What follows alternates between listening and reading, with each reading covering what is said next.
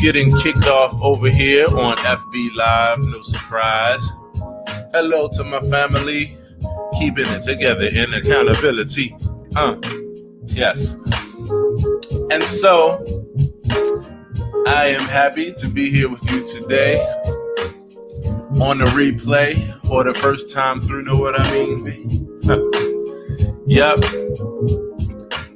And so I want to say hello to you, and you. Come through live on FB and also YT. Welcome to the AP Morning Show. In fact, I should have created a banner here. Let me see if I can create a banner that just says, welcome to the AP,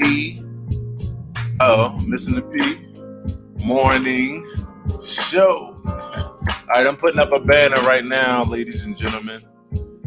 As you can see before your eyes, right about now.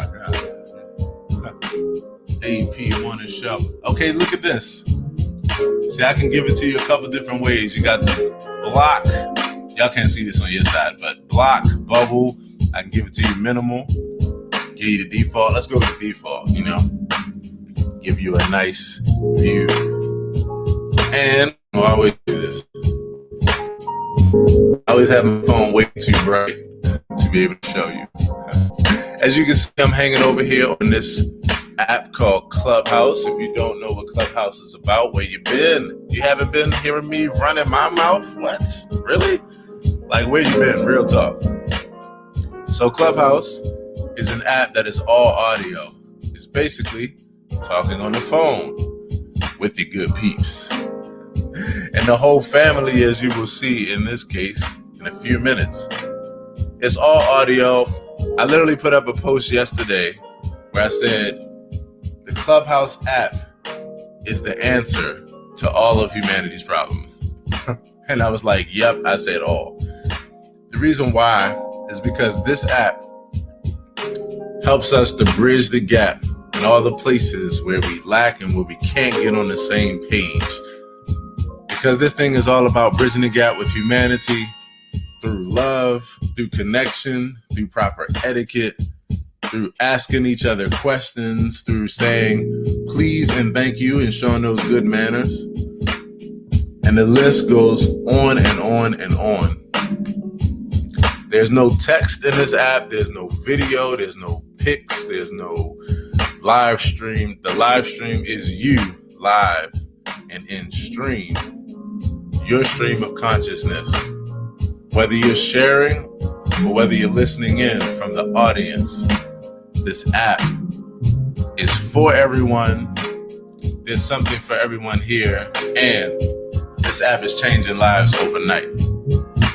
Maybe we might be able to get the good brother Andre to actually even be a testimonial towards that, because every last one of us here comes from that place.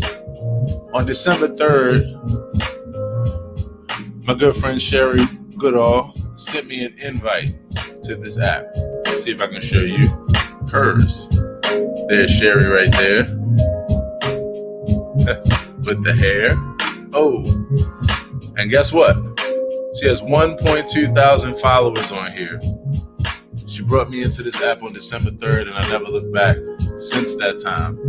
The reason why is because I knew exactly what I was looking at and listening to and learning about as soon as she said that it was all chat, all audio, all rap. People just rapping with each other, listening to each other, sharing, chopping up ideas, trading ideas, all kinds of things. And it hasn't even been a year. This thing came out last April. I mean, like, my birthday month is April. Wasn't too long ago. Not gonna tell you how old I am. 38. Why'd you ask? You knew I was gonna tell you. And so when I first learned about this app, I was like, say no more. I know exactly what this is. It's the most immediate connecting resource on the planet. Like right now, I'm starting to connect with some of my friends from this here environment. And so I'm doing what they call pinging people in. That just means people that I think will really appreciate this conversation and who would be adjacent to it. They would be flowing with it. Their desire would be to connect in this way. See, this app is completely different than any other app in that there is no other media than just you, the real person, real time, one time for your mind. Y'all remember they used to say that back in the 90s, that 90s hip hop. Where my 90s hip hop heads drop a line, baby. I just think they were the best times.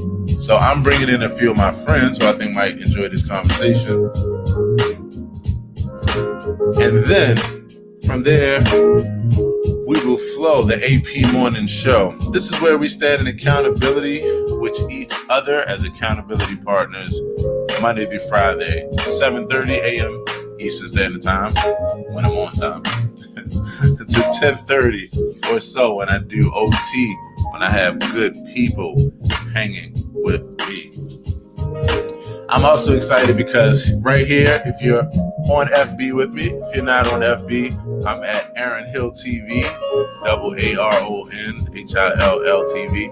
What you're looking at in front of you is a business plan. And this is for the AP Morning Show. I always write my business plans out. And I was excited to write this out last night, which is an outline of segments as I continue to segment this show. And I have to tell you, I was uber excited, and I still am, because I know exactly what I hold in my hands. Master plan. When I tell people that in 30 days, I have a show that reminds you of the Ricky Smiley show, the Steve Harvey show, all of the great shows. What was the other one I used to watch? I just learned about Lex and Terry recently. And what was the other? Tom Joyner won the show. Why? Because good people every day hang out, chop it up about good subjects with me. Speaking of good subjects, one of the things I always like to do is to start this experience off with a few quotes, a few thoughts, a few things to ponder on to get ourselves off to a good start. And so we're going to do that. Let me see if I can edit this banner. This would be cool if I can. Let's see. Let me hide this for a second. And let's go here to edits. I'm going to try something, y'all. I'm going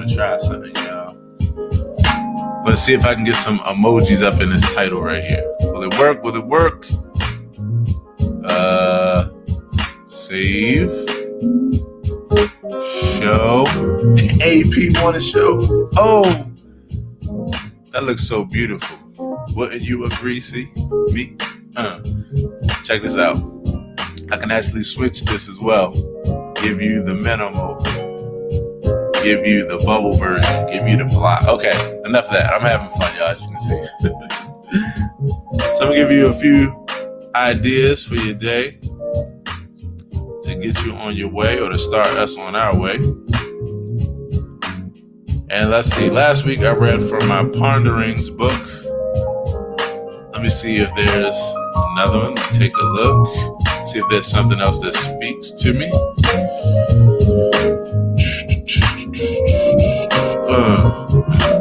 Okay, I'm going to read something. I don't usually go in this direction as far as flow and as far as subject matter, but what the hell? It's the AP Morning Show. So here's a pondering that I wrote. When you have a different religious or spiritual view than someone else, usually it just means your honesty has just brought you to a different conclusion than their honesty did. We're all sincerely striving to live the most positive, productive lives possible. A person who's not convinced by the same things you are doesn't necessarily mean they're any less intelligent or haven't considered what you've considered. Some of us just have come to different conclusions when presented with the same information, theology, or propositions. Belief isn't a choice. We're going to talk about more of that. You're either convinced about something or you're not. Acceptance of a proposition for the purposes of your best interest is. That's a choice. I'll give you another one. I'm concerned.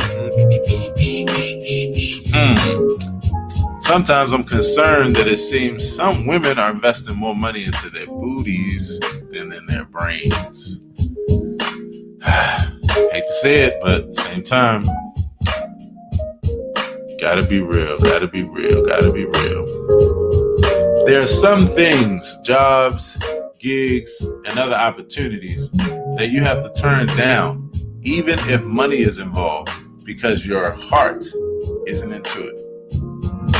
Money doesn't take the place of the satisfaction of doing something your heart is into and that you love. Follow your heart, and the money will inevitably follow. Be encouraged. It makes me think about a book that I read in, I think it was like about 2005. And the book was called Do What You Love, and the Money Will Follow. That book really would follow on from there to change my life in the most amazing way. And the reason why would be because in 2005, I happened to be a full-time musician, full-time pianist. I was playing in the church at that time as well, full-time organist. I was also building my company or starting to brainstorm on what I wanted to do, what direction I wanted to go. And so I started creating my company, Fruition Music. If you don't know what Fruition Music is, and if you're on Clubhouse, you can go to my bio and look at the very first line. It says owner Fruition Music. And if you're online, you type it in the chat right about now. Fruition Music. Google it.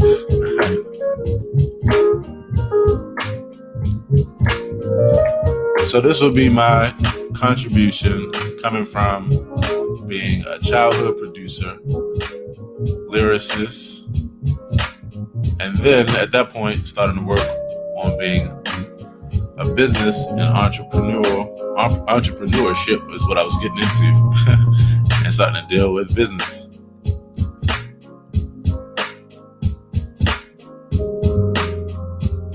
And so that will go on. The rest will be history. And here we would be on the AP Morning Show. So when I think about these thoughts, I ran into a book in 2005. I'm in the library. I used to go to the library every Wednesday and check out as many books as I could, as many CDs and DVDs and everything teaching me music, anything about music. Why? Because I had already gotten the opportunity to become a full-time musician at 21. I mean, I really do not take that for granted. I'm like, I think about that regularly. It keeps me grounded. I was a full-time musician at 21. And that's something that many people can't say is their experience, you know? And I'm talking about people who have been a musician longer than I've been a musician. They still aren't able to say that they've been a musician, a full-time musician since they were 21. But when I was 21, I got the opportunity to make $100 more a week and work 30 less hours a week, at least 30 less hours. And I was so grateful. I mean, I was like, you know what? I always said that if I got this opportunity, it would be something that I would not take for granted. Something that would be, God damn it, like I would take it from, the Rudy to the Tootie, from the ground to the moon. And that's exactly what I did. I left my 40-hour-a-week job, and I decided to put those same 40 hours directly into music. So I worked 7 to 4 at the auto parts store. When I went full time, I worked 7 to 4, and I used to take a 30-minute break, and that 7 to 4 was all dedicated to music. I would start to study the piano, the Hammond organ, the pipe organ. I would start to study production. I would start to study drums and bass and, get my hands all in audio engineering and recording. It was a dream. It was all a dream. And at the same time, it was real life. Real life. Speaking of real life, in real life, I want to say what's up to my peeps. Tanya, Etta Fly, happy Monday to you. How the hell are you? Hopefully fine, and hopefully you had an incredible weekend. I really do hope so. And all to my peeps on FB Live and YT. How's it going? Drop me a line and let me know if you can hear me clearly. Keep this thing going. And so ever since that time, I was 21 then, I'm 38 now. So for 17 years, I've had the ability to live out my life and to be myself every day. And hey, I don't take that for granted. I really don't. Do what you love and the money will follow was the name of the book. The book basically said that if you follow your heart and not just the left side of your head, but you follow that right side, that you would come out on the right side. And you'll be flipping money up from the left side to the right side, from the top side to the bottom side. And it would be live. And you would be making a living doing the thing that you desire to do the most. And that's exactly what happened. Which is why every day I spend as much time as I can rapping to other people about doing the same thing for their own life. Being themselves, following their heart, knowing that if they follow their heart, that the money will flow. And it's real easy. It's a real basic science to it. If you are in the flow and in the flow with your life as it goes, and you are flowing in the way that makes you, as they say, happy, then what will happen will be not just 100%, but 110% will come out of you. Your light will shine brighter than ever. You'll be happier than ever. You'll be more excited than ever. You won't be tired as ever. In fact, you'll be wired as ever. And the reason why is because that drive is there. You don't even have to wonder how you're going to get out of bed every morning. Just think about how it feels to get out of bed every day knowing I'm going to talk to my real peeps, hang out. That's good life. And then especially in these times, to be able to be fortunate enough to say that. So I say that if I can help somebody, then my living isn't in vain. I always follow that up by saying, since I know already that my living isn't in vain, I'll just spend my time helping people one by one, day by day, and having fun in the process, being myself, being able to do whatever I desire to do to come through or make it do what it do. So speaking of making it do what it do, welcome to the AP Morning Show once again. I'm ready to start talking to my friends. So if there's anybody who's in the audience hanging out right now who would like to come hang out with the brother, you're already here, but we can say what's up to each other, say good morning. By all means, you can raise your hand I'll bring you on up to the stage. And if not, and your desire is to just hang out, and by all means, y'all know what it is. I can go on and on and on till the break of dawn. So check this out. I'm going to read that one again. There are things like jobs, gigs, and other opportunities that you have to turn down, even if money is involved, because your heart isn't into it. Money doesn't take the place of the satisfaction of doing something your heart is into and that you love. Follow your heart, and the money will inevitably follow.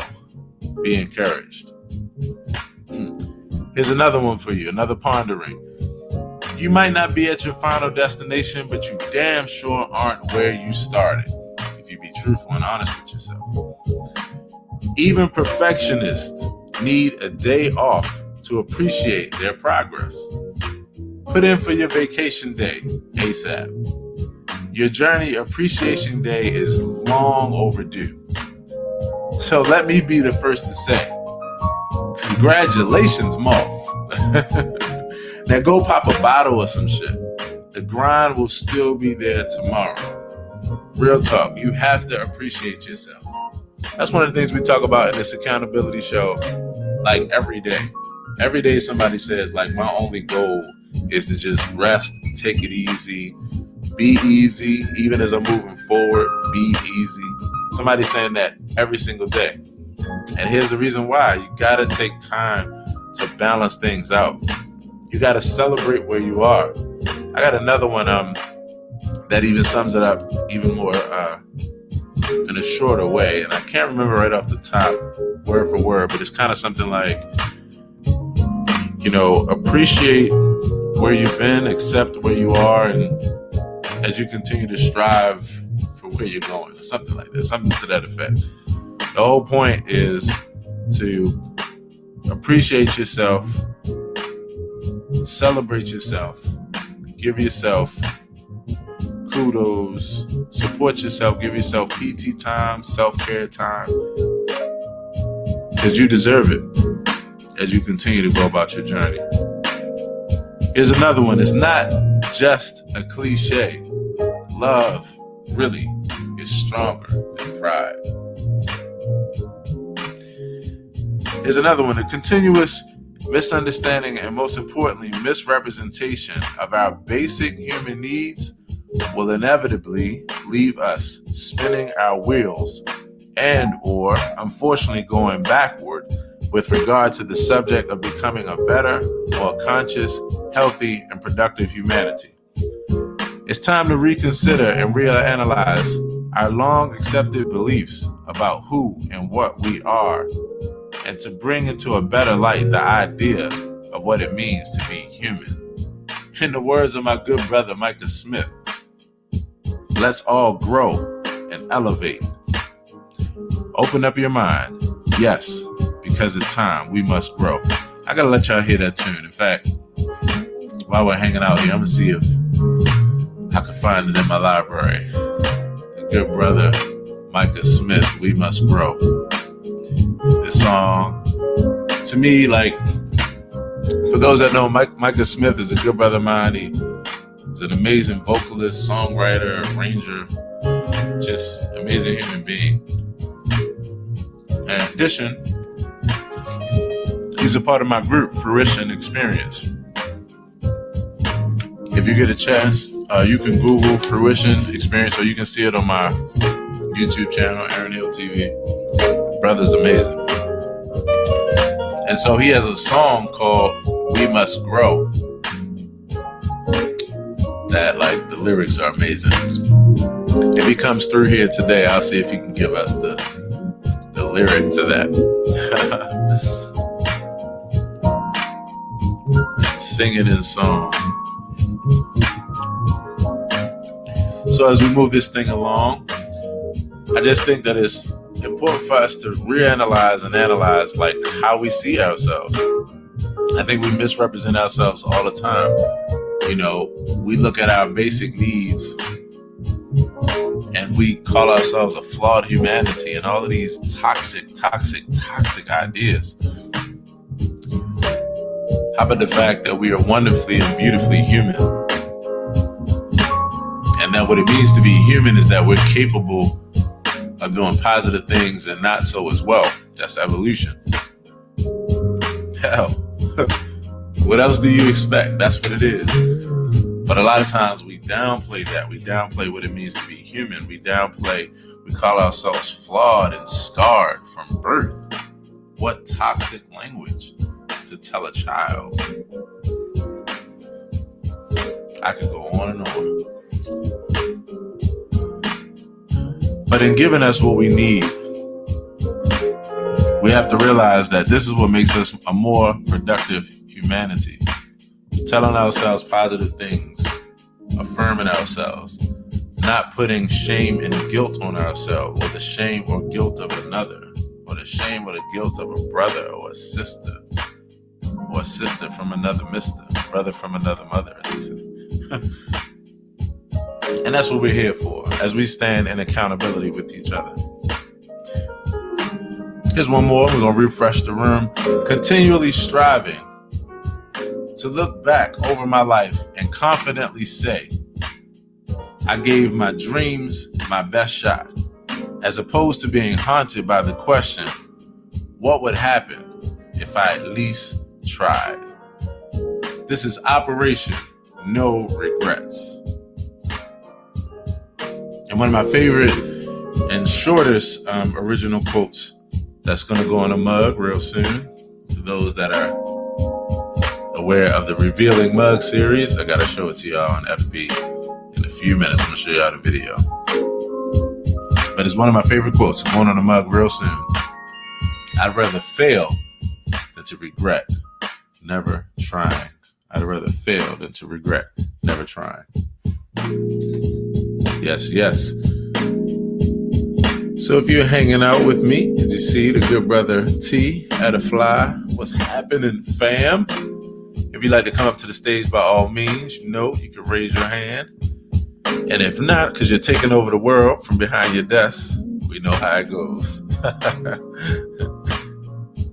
My peeps over on FB want to say what's up to the good brother Rich. What's happening, fam? The good brother Mike. Bro, it's been a minute. Good morning to you, and you too. So I'm curious, how was your weekend? I just came back from Tallahassee, seeing some amazing sights too.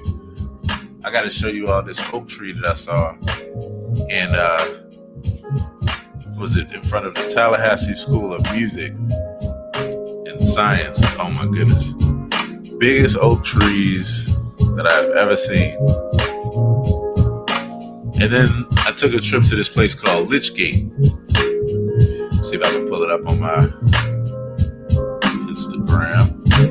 Lichgate had the biggest oak tree. Like this was the biggest right here. I gotta show y'all this. See if I can get some sound. University purchased a stunning property in order to protect the ancient oak trees, but found an even bigger tree. In 1955, Dr. Laura Pauline, this one right here, an English professor at Florida State University, purchased a stunning property in order to protect the ancient oak trees, but to also build a cottage. This one was amazing. It took her nearly 2 years to find a perfect place to build her home, and she absolutely fell in love with the tree, saying it was a tree to inspire poets. Look at that labyrinth there. It features a labyrinth and gardens. In the labyrinth, you can see me walking around right now. The tree eventually became registered. Let's see if I can turn my light down on my phone. As the Lichgate Oak with the Live Oak Society.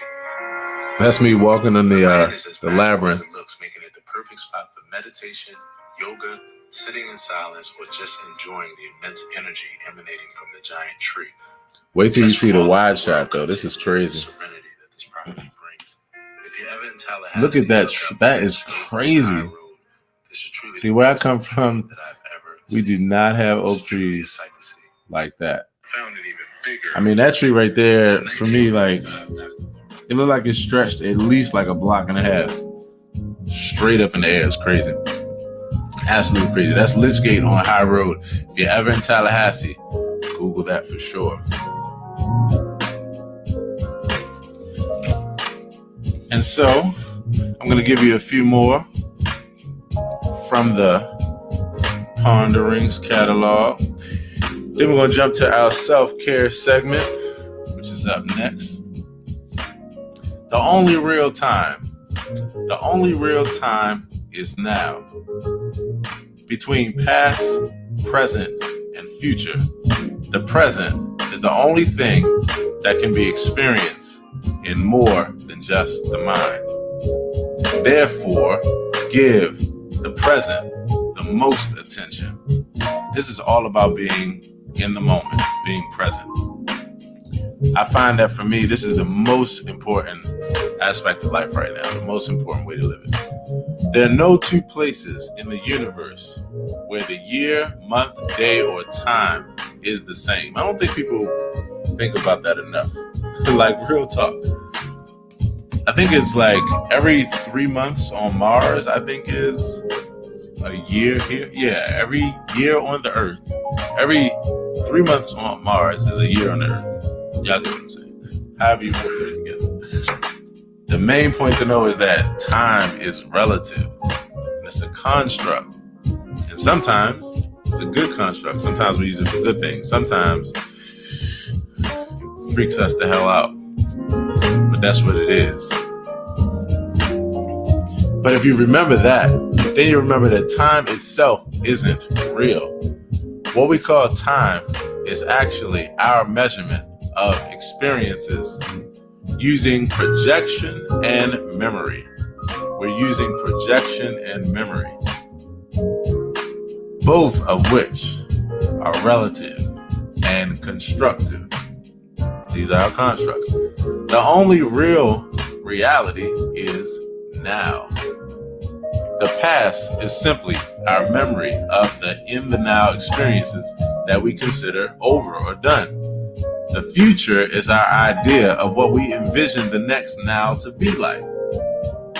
Both can be experienced at the present time they are happening, which again is only the now. No matter what way you look at it, it's always just now.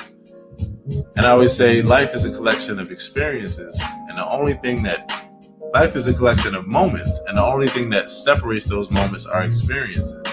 You had your experience of being asleep. You had your experience of waking up, your experience of eating your breakfast, your experience of getting in your car, your experience of listening to a morning show. Like, these are all just experiences.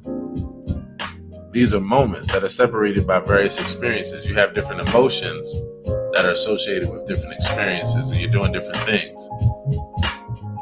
If you disagree with any of this, ask yourself 4 questions. Number 1, how long or short is a moment?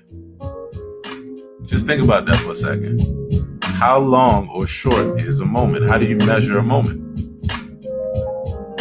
That's probably going to be one of the questions of the day. Today, how do you measure a moment? Here's number 2. Where is the defining line between past and present? Think about that for a second. Where's the defining line between the past and the present? Where's the defining line? Got people calling. How is it that you can have your phone on Do Not Disturb on the iPhone, and in the settings have it like not set to any favorites coming through or anybody who redials, and you still get calls come through? It's crazy. All right, so here's the third one. Where's the defining line between the present and the so-called future? Is the future now? And I always do that way because it illustrates it. It's all the future. Like, every time I'm saying now, that's the future. And even in between that, and you come all the way back down to the now and the present. So here's the 4th question. How many of these between the past, present, and the future can be experienced simultaneously? All answers will be based on our very personal ideas of meaningful experiences, not days, weeks, or months, etc. Also, just to add a mind bender, And this was what I was saying earlier. Every 3 months on Earth equals a year on Mars. That's how I meant to say it. So again, what time is it again? I'll tell you what time it is. It's time to focus on the only time that truly matters, the now. I'm gonna have to record that. I think that might be a video today, like a TikTok, Instagram, Facebook, YouTube 1 minute video. Because that right there, I think we have to be reminded like every day. The only real time is now. So remember this day by day as you go about your way.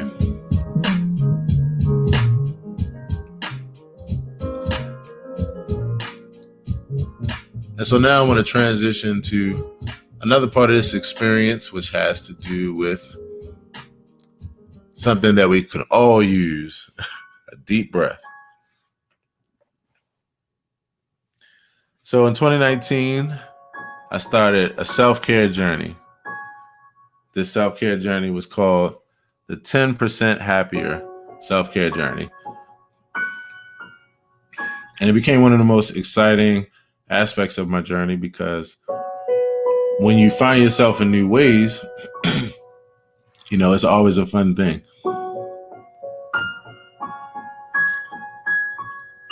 So every day I decided to start using this app called 10% Happier. And it's about mindfulness and meditation. It shares a whole bunch of things in it that really helps you through anxiety or stress or, anything that you're dealing with. And so I started documenting this journey and sharing it on a day-by-day basis. Last week, I decided to start having a moment here in the experience to just give you a thought to think about, something to keep you going, something to keep you motivated. So today I'm going to share this thought called, I can't keep it going. I wrote this on January 16th, 2020. Progress versus perfection. It's normal to have times in your practice where you lack consistency. Don't judge yourself and realize that using short times of deep breathing and mindfulness can happen anywhere and at any time. The goal is momentary intention, which leads to consistent progress, not the unrealistic idea of perfection. I got to read that again. Progress versus perfection. It's normal to have times in your practice where you lack consistency. Don't judge yourself and realize that using short times of deep breathing and mindfulness can happen anywhere and at any time. To recenter yourself, bring yourself back in. The goal is monetary intention, which leads to consistent progress, not the unrealistic idea of perfection. Set goals that are so realistic and easy to accomplish that it's virtually impossible to be inconsistent. Then add other more involved and complex goals on top over time. This way, no matter what, you'll always achieve consistency. This is something that I've been telling people for years because one of the biggest keys to us reaching our goals is having a positive mindset about ourselves and feeling motivated. And you have to set goals that you accomplish so you can feel successful, and then that allows you to push on to other goals. And so sometimes we just set our goals like way, way too high. Take the time to do nothing.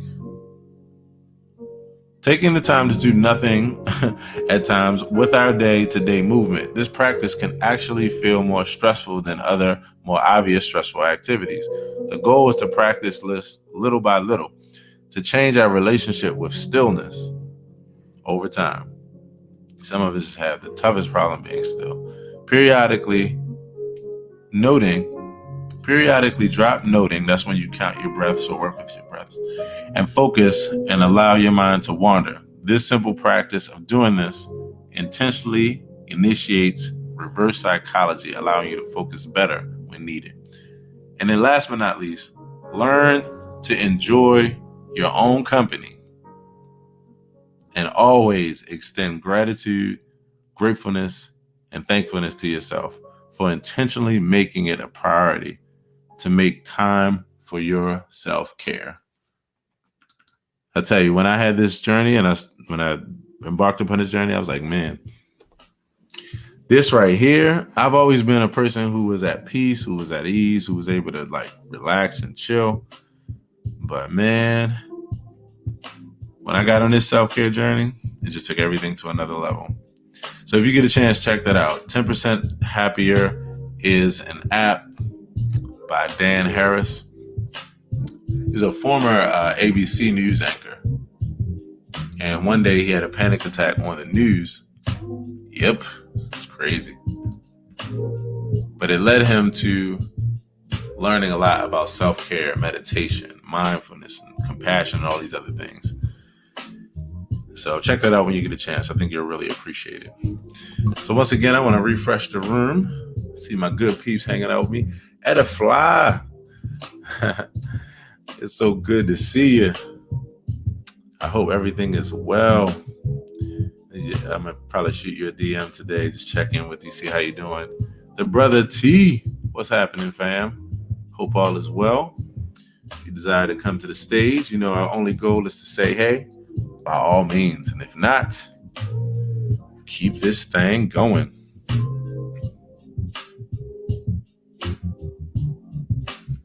So this track that you all hear in the background here, this is November Night's Dream. Wrote this November 2020. Just a vibe for you. Just a vibe for you. It was a November night when this idea came to mind.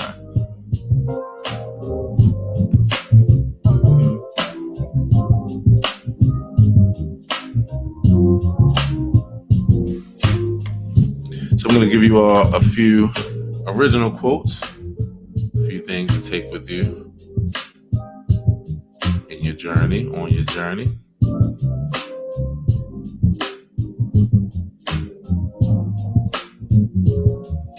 And these are a part of my quote series on Medium. Everything is weird until everybody does it. Then we call it creative. So be confident in your uniqueness. It was a November night's dream when I wrote this theme. Here's from my A Quote a Day series. Not by addition, but learn to understand pure truth by simply subtracting those things that aren't true. For what is healing but the removal of all that stands in the way of knowledge? And that last line comes from one of my favorite courses that I taught between 2012 and 2014. For 2 years, I was a Course in Miracles teacher. And so that's one of those courses, one of those kind of works where you get a lot from. If you haven't checked it out, check it out, Course in Miracles. Here's another one for you. We have an overemphasis on expectation and an underemphasis on acceptance. So my religion is acceptance over expectation. We talked about this other day. We chopped it up really good. If you missed this show on Friday, you missed an amazing one. We talked about conversation styles, communication styles. And one of the biggest things we talked about was this concept of mirroring. Work to mirror back to others to let them know that you understand them before you tell them what they need to know. Because feeling understood is more important than feeling enlightened. The only way to free yourself is to let your insecurities show. I'll tell you, that's one of those ones. It's like easier said than done, I know. But real talk, it's the real deal, because the more real you are, the more it allows you to relax and be yourself, not worry about this unrealistic construct of perfection and all this other bullshit, and just relax and let it flow. So the only way to free yourself, in my opinion, is to let your insecurities show. Then you start realizing, you start doing things where you're like, why was I so afraid to do that? Like, that really was not that bad, and who gives a fuck what they think?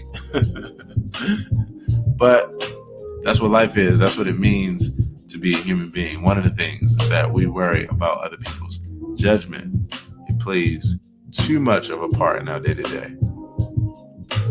One of the keys to success is loving your process more than your final product. You gotta love your process more than your final product.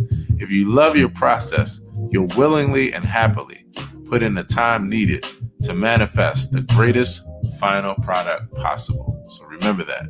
Your process is more potent than your final product. In life, if you do the verb, you'll inevitably become the noun. This was the 5th quote that I wrote for my Quote a Day series. And this comes from the Dhammapada. Conquer the angry one by not getting angry. Conquer the wicked by goodness. Conquer the stingy by generosity. And the liar by speaking truth. That's from the Dhammapada. Choose the opposite action to negativity and witness the fruits of your choice. This is one of my favorites right here. Just because you're frustrated, it doesn't give you the right to be an ass. Keep it mature in your stern delegations. Dwelling is the foundation for not doing. You know, that's one for you there, because sometimes our whole reason for dwelling on something is to literally procrastinate and not do. That's a mind fuck right there. You're working against yourself. Dwelling is the foundation for not doing. The greatest gift that I can ever have is the opportunity to gift another.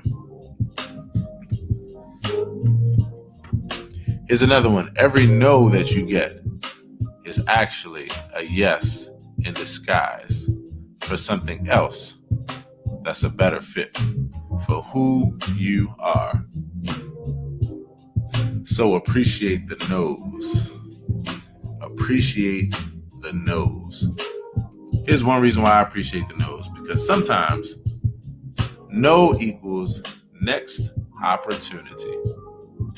So keep that in mind. And you will learn to appreciate the no's. Here's another one for you. Your reputation is everything. Act like it. You know, that's one of those ones where it would seem like we don't need to be reminded of that, but like, people sometimes, like, you're like, do you realize how much of a fool you're making of yourself? Do you realize that you can't take this back, these actions that you've done? Like, you can't reverse this. You know that, right? Like, once you put it out there, once people discover who you really are, you do know that's going to mess up your reputation, right? You're like, okay, so you're not thinking about the fact of how important your reputation is. So it's everything. It is literally everything. People will judge you more on how you are with them or how you are around them than what you have. They judge you by your reputation is everything.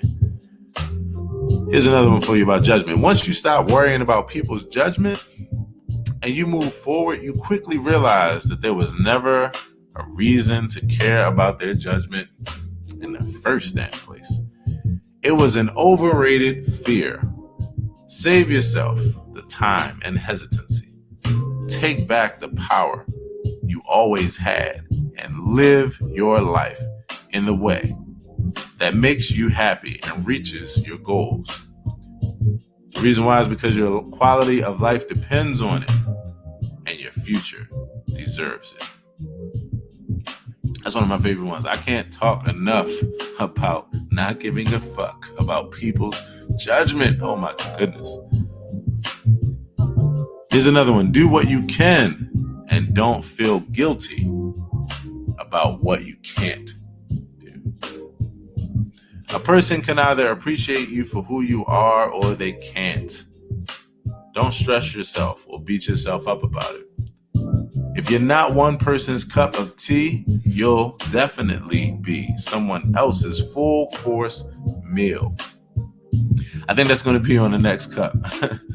If you're not one person's cup of tea, you're someone else's full course meal. I got to put that on a mug ASAP. Because I'm telling you, like, even though I wrote that, I can't hear that enough. Being aware that you are unaware of certain things is the greatest awareness you can have. Once again, being aware that you are unaware of certain things is the greatest awareness you can have. It keeps you from being a know-it-all. It keeps you from knowing that it's always something that you don't know. So you can't get above yourself. I like how Erykah Badu put it. The man that knows something knows that he knows nothing at all. Like, that's what it is.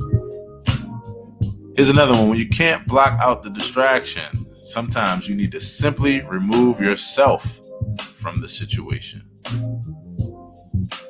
And here's one more. Then we're going to reset the room and say what's up to the peeps.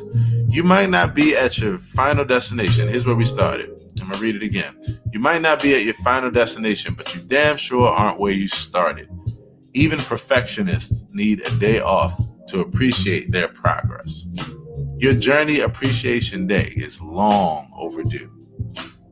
Let me be the first to say, congratulations, motherfucker. Now go pop a bottle or some shit. The grind will still be there tomorrow. But take the time today to celebrate yourself. And so I want to say hey again to my peeps. I want to say good morning to Karen T. Edifly. Also want to say what's up to, see if I can make sure I pronounce your name right. Farzana's Law. That's a interesting name. I like to. So Farzana says, this is a really interesting video. So I like to know what you find interesting about it, because I find your name interesting. And I want to know, what is Farzana's Law? So if you're able to drop a comment. The good brother Mike, Tyrone, what's up, fam? Hey. Good morning to you too. Good morning too. Thanks for coming through. And so if you desire to jump up on the stage so we can say, hey, you know what to do. You can raise your hand, hang out for a few minutes. I'd like to know how your weekend was, how it goes. Welcome to the AP Morning Show. Hey, Karen. Good morning, Aaron. How are you? I am doing fine as wine. Awesome. How about you? How you doing? Same on this end. My weekend was good. I kind of got some sad news about a close friend of mine I grew up with that passed from COVID. But I'm sorry. Yeah, thank you. Beyond that, it was a normal weekend, relaxing and checking out some to-dos. So nothing spectacular. I feel you. Except for, I mean, here we are again, another day, Karen. Right? Another day. One more day. Doing this thing together. That's right. For sure. And I just got back from Tallahassee this weekend. Took some time down there and, got a chance to see a few oak trees and some other things that I was like, wow, I've never seen these kind of things before. I've never seen oak trees so big as the ones that I've seen in Tallahassee. And I'm a tree guy, so had a lot of fun. I didn't know I was a tree person. Isn't that something? How you discover something so simple that's been in front of you. Right. So I don't know how long have you realize you were a tree person. I just realized it, a few years ago. I'm right with you, Karen. Like, it's one of those things where I've always loved the peace and outdoors. Like, I'll tell you, here's like the most that I was a tree person. Like, as far as how much I thought about trees, I used to always think about just driving on the highway and just think, how many trees you pass when you're on the highway. Like, my mind just kind of goes in those curious directions. Like no, because you don't think about it, but you're like, wow. And if you think about, these trees as, individual, living organisms, like, it's kind of fascinating. It's like you're passing hundreds of thousands of people, as you just drive. So, and then of course there are oxygen. So of course I had that much respect for them. But but now, what really happened, I'll tell you. In fact, I have a video that's called Brookside at was it Autumn Leaves at Brookside Gardens. And recently, this past year with everything going on, I developed a new relationship with the outdoors, and so I became more of a tree person in this past year as I started just appreciating the trees and the leaves and all these things. And so I did a video even showing that appreciation. In fact, I'm gonna see if I could share it here Yeah. So I just recently, like yourself, became a tree person, and now I'm like tree crazy. I'm infatuated with trees. Mine came when I moved to California and lived in Northern California and saw the redwoods. And I had heard about the redwood trees and how huge they were, and they're just unimaginably huge. But that still doesn't describe it until you see them, right? And it's crazy, and that's when I kind of really notice trees. But anyway, I'm laughing at us because we're having this conversation as if we're smoking trees, but I'm not. Well, speak for yourself, Karen. Speak for yourself. I will be, but not right now. I gotta work first. I definitely understand. I definitely understand. Mine has come in the form of, I gotta. This allows me to work. I ain't gonna lie. If I could work effectively and do that at the same time, right. I would. So I gotta say that for the social hour. Right. This has been this. I always joke around, and I was joking about. I'm always joking about Auntie Gina's cookies. And I say the same thing for our fellow Green, Mary J. I'm like, this experience has brought to you at least in part by. It makes it more entertaining, more enlivened, more transparent. I mean, those are the best conversations to have. You are so you like they say, you ain't never lie. You never lie. In the meantime, I'll just settle for a cup of coffee, get some caffeine in me, and that'll get me through. Right. I definitely feel you, But yeah, and I'll tell you something, as I'm listening to you talk about California and the redwoods, I always say, serendipity plus intention equals life. And, it's interesting because when I was flying home from Tallahassee, as I was on my first flight, I sat next to a woman who we sparked up a conversation, and I found out that she was from California. And I was telling her, this is my first time to Tallahassee. I was telling her that, seeing the redwood trees. Hey, Maria, good morning to you. Good morning. And again, good morning, T. And so, I was telling about the oak trees that I saw actually. And she was like, well, if you like trees, I said, what would you say?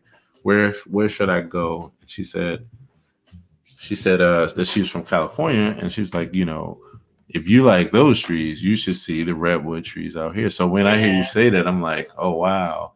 Like, I promise you, I don't care. The biggest oak you see in your life is nothing compared to a redwood or a sequoia tree. Wow. In California. So until you see those, you will literally, when you see them, you'll feel like, what's that movie? Is it Narnia? Or what? Those big movies where they have the big trees and people come in and out of the. I mean, you'll feel like, oh wow, I can really imagine that in real life. Wow.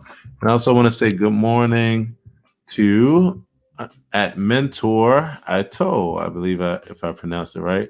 Good morning to you. I love. See, this is what I'm loving about this environment. Because It's amazing. Good morning to you. We get a chance to meet people from other countries and all kinds of good stuff.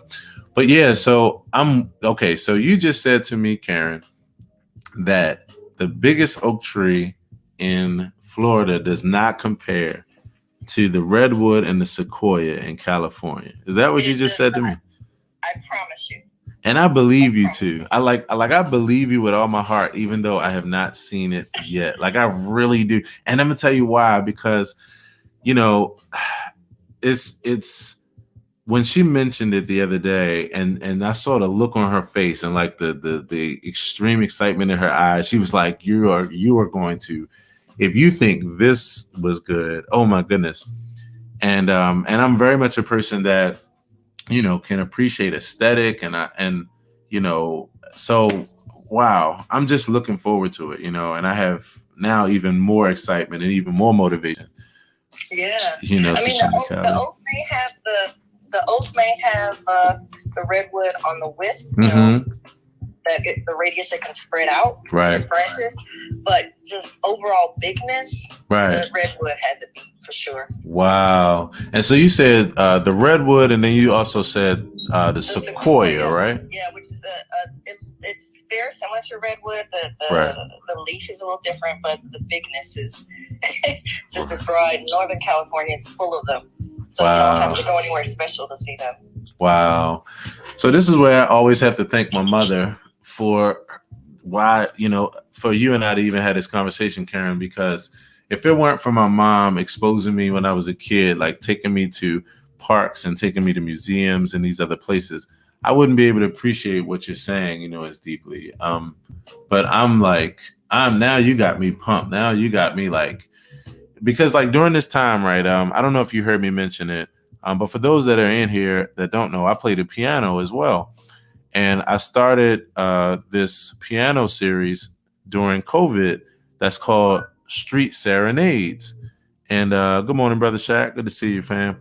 I started this concept called Street Serenades, where I would take my piano outside and I would, to date, do 110 concerts across my area, sharing with people, with the music and that kind of thing. And so with that, and with it immediately taking off and bringing a lot of smiles to faces and really, healing people and warming hearts, and just it's amazing. If you want to see that, go to my YouTube channel, Aaron Hill TV, and you'll see me playing the piano out in the streets, all through the channel.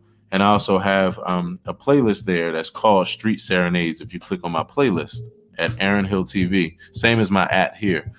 But my point in it is saying that, in doing that and then looking at our years coming up, that's now the most important thing to me.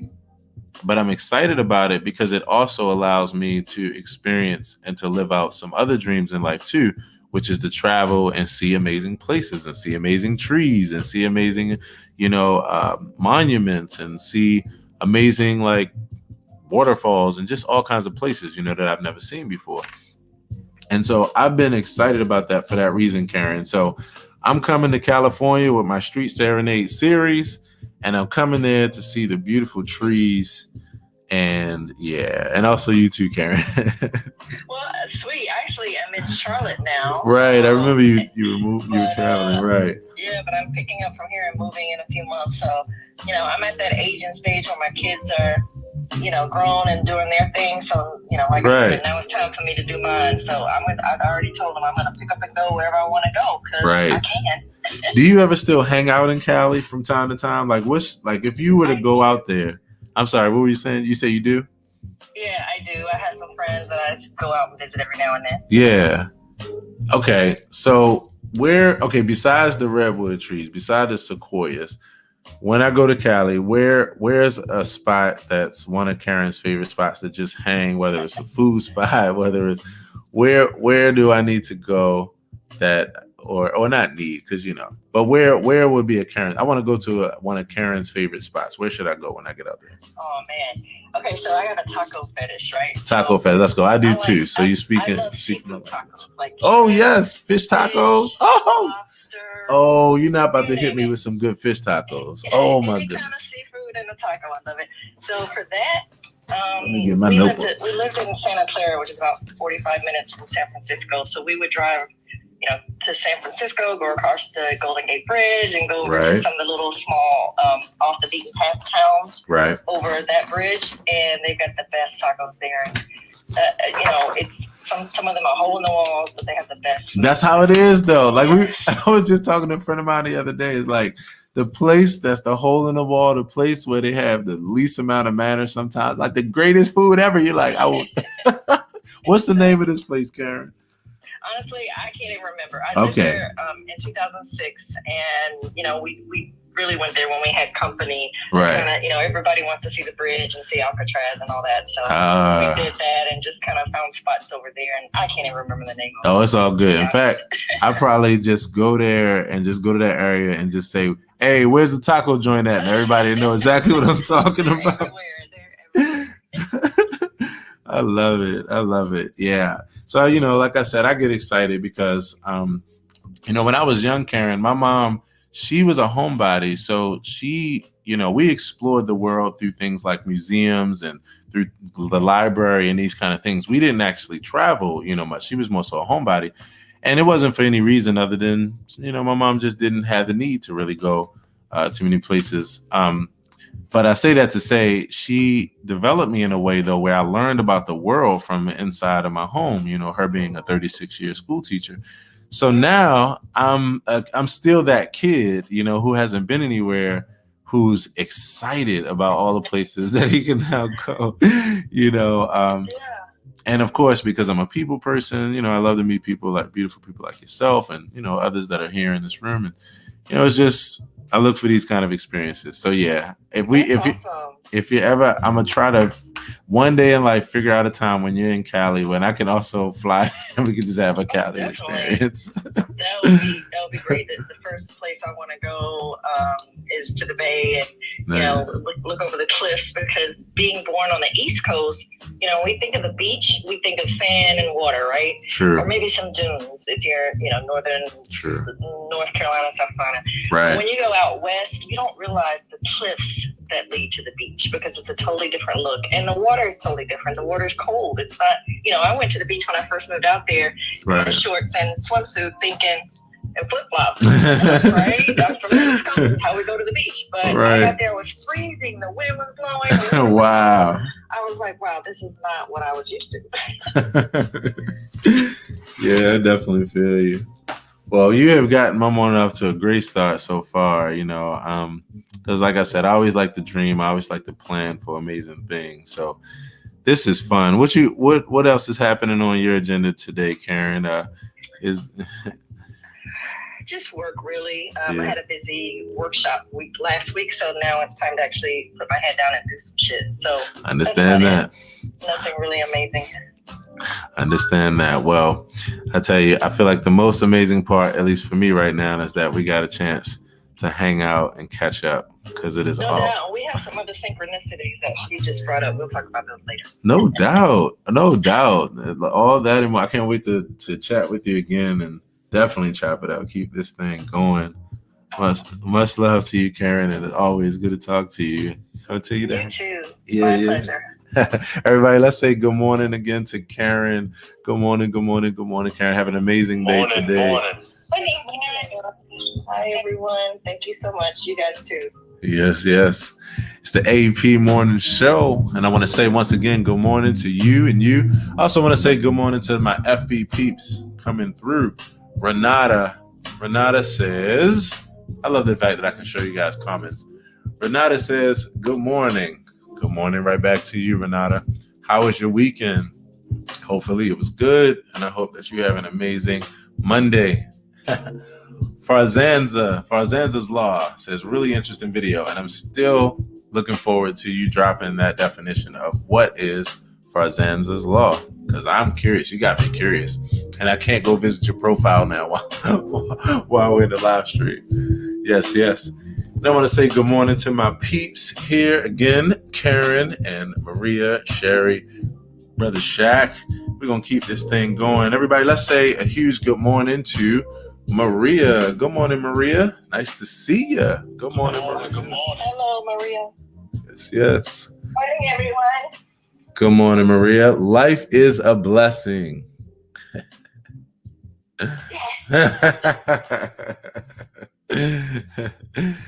So, I was like, wait a minute, what is this message here? And I'm like, yes, let's go, Maria. Good morning to you. How you feeling this morning?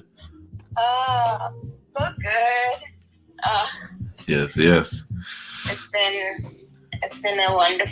It was a wonderful weekend. Mm-hmm.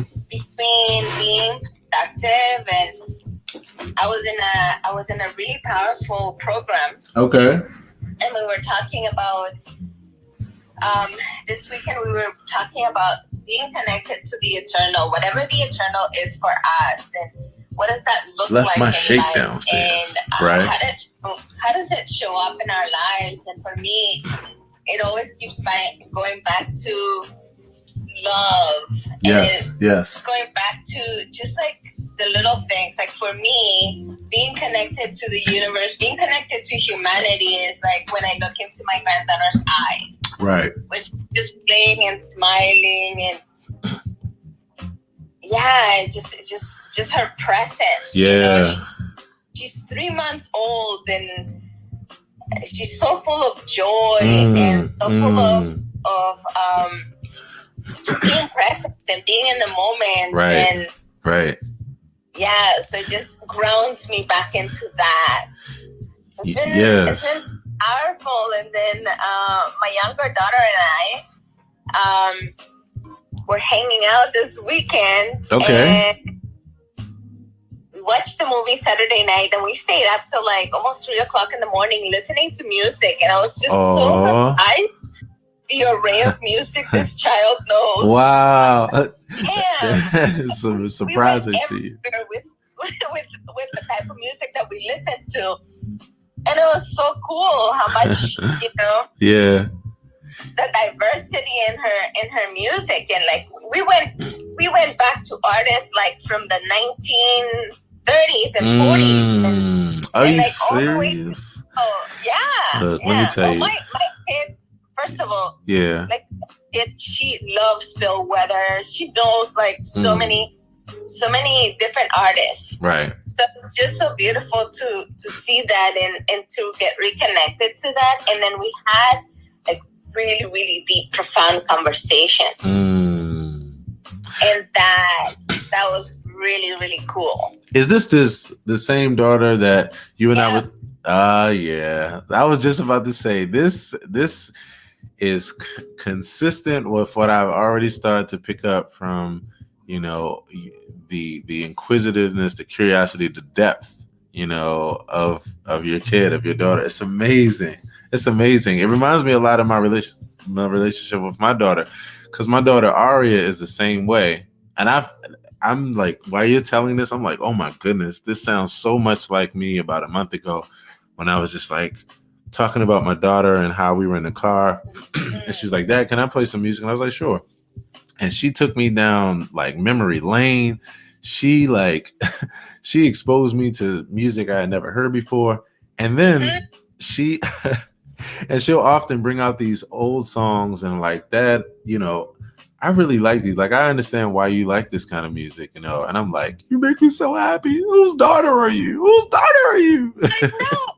Mine told me this weekend when we were listening to really old music, she's like, they don't make music like they used to. Music now it's like, what the hell? She's like, listen to these words. Like, Mom, look at this. Like, they actually, and she's like, and artists used to write their own music. And, wow. And I was like, who are you? Right. Talk about self-awareness. That, I tell you, that's when you... It was so powerful. And then last night, I was working on a few things to fine-tune some of my programs and what I'm doing in my business. Right. And I sat down, I'm like, let me ask you some questions. Right. About, I just want to know from your perspective, like, what do you see? Because my daughters are very involved in my life. Yeah. And so she has seen me coach people. She knows everything about my business, my coaching business, and obviously who I am, right? So I started asking her really key questions, like, what do you see? I asked her, how do you know I am a leader? Like, how do you know what differentiates me as a leader than other people? And I also in my leadership, like, who do you think that I'm really good at coaching at? And what do you think I'm good at coaching? Like, what areas of life do you think I'm good at coaching at, and why? And like different questions like that. And I recorded, it was like 35 minutes, no, almost half an hour. And what came out of her mouth was so phenomenal. Oh, man. Wow. And the way she expresses herself is just like, damn. Wow. And what I got really, really present to is that it's because I learned to love myself and to accept myself and to be with all of me, the good, the bad, and the really ugly, because there's a lot of really ugly. And instead of running away from that part, like embracing it and loving it and nurturing it and being like, okay, I see you, you're here. Like, how are we going to work together? What are we going to do about all of this? Right. And that me being that way towards myself and my own life opened up this huge space for my daughters, for both of them into being in that type of intimate relationship with themselves and with me. And she's like, Mama, I've been learning so much from you. She's like, I know now healthier ways to deal with relationships, communication, how to be a leader in my own life, how to deal with the really heavy things that sometimes we have no control over. Like all of these things, I now have such a better perspective on how to deal with them in a healthy way. Wow. And I was just like, whoa. Wow. So whenever we do, so I'm really present to whenever we put the mask on first, whenever we take care of ourselves and our well-being and nurture us, it definitely positively impacts our children and everyone around us. Right. Wow, Maria. I mean, like, everything you just said leaves me speechless, as you can say, because I sound like Porky Pig trying to get my words together. Like, it's so amazing to have such a self-aware child, and it's amazing. Like, I think about what you're saying about your daughter, and I think about these times that I've had and how I'm like, this is something to be really, really grateful for. You don't have a kid every day that's as self-aware as young. It's such a powerful thing. And you started off talking about, children from this perspective of listening to music and the freedom of what it means to be a child, the freedom of perspective, the freedom of like not having so many judgments and constructs, and all these things. And you see the purity of their minds. So when you take that and then you add it with a self-aware kind of child like yours or like mine, it's like, wow, it's amazing. And I love how you are having these conversations. I don't know if you heard the conversation or if anybody here heard the convo that I had with my daughter Aria last week. If you haven't, just look on my podcast, the Aaron Hill podcast. It's called Father and Daughter Best Friends. And it's a conversation where we both realize that we see each other as best friends. She's 13, I'm 38. But like the conversations that we have, that's like this, where I'm listening to her and she's sharing her perspective, and it's so thoughtful and depthful. Maria, that's amazing. I love that you just shared that. Like that just gave me goosebumps. It's so beautiful. It really is. And I can so relate because both of my daughters and I have such a close relationship, and when I hang out with them, I actually like really love hanging out with them, and vice versa. So my 15-year-old's like, Mom, she told me, even if you weren't my mom and you were somebody else's mom, somebody in the family or somebody that I knew, she's like, I would still want to hang out with you. Wow. Like, still want to be around you. Wow. Because aside from being my mom, I actually like who you are as a person. Wow. Oh, and my she's goodness. like, you're one of my best friends. You're the one human that I trust with everything in my life, because I know you won't judge me. Right. I that you'll let me figure it out on my own. Right. Because I know that even if you get mad at me, even if you don't agree with me, that you're not going to take your love away. And goodness. As a parent, that's powerful. Like not taking your love. I can tell my children, you know what, today I am so angry at you. This thing that you did, it just doesn't work. Right. It doesn't work in our lives. Right. So I'm frustrated. I'm angry, and I don't hide how I feel. Right. Right. I express it. However, yes. I don't take my love away from them. I always look. I'm like, okay, am I doing this just to be mean, just to get back at them?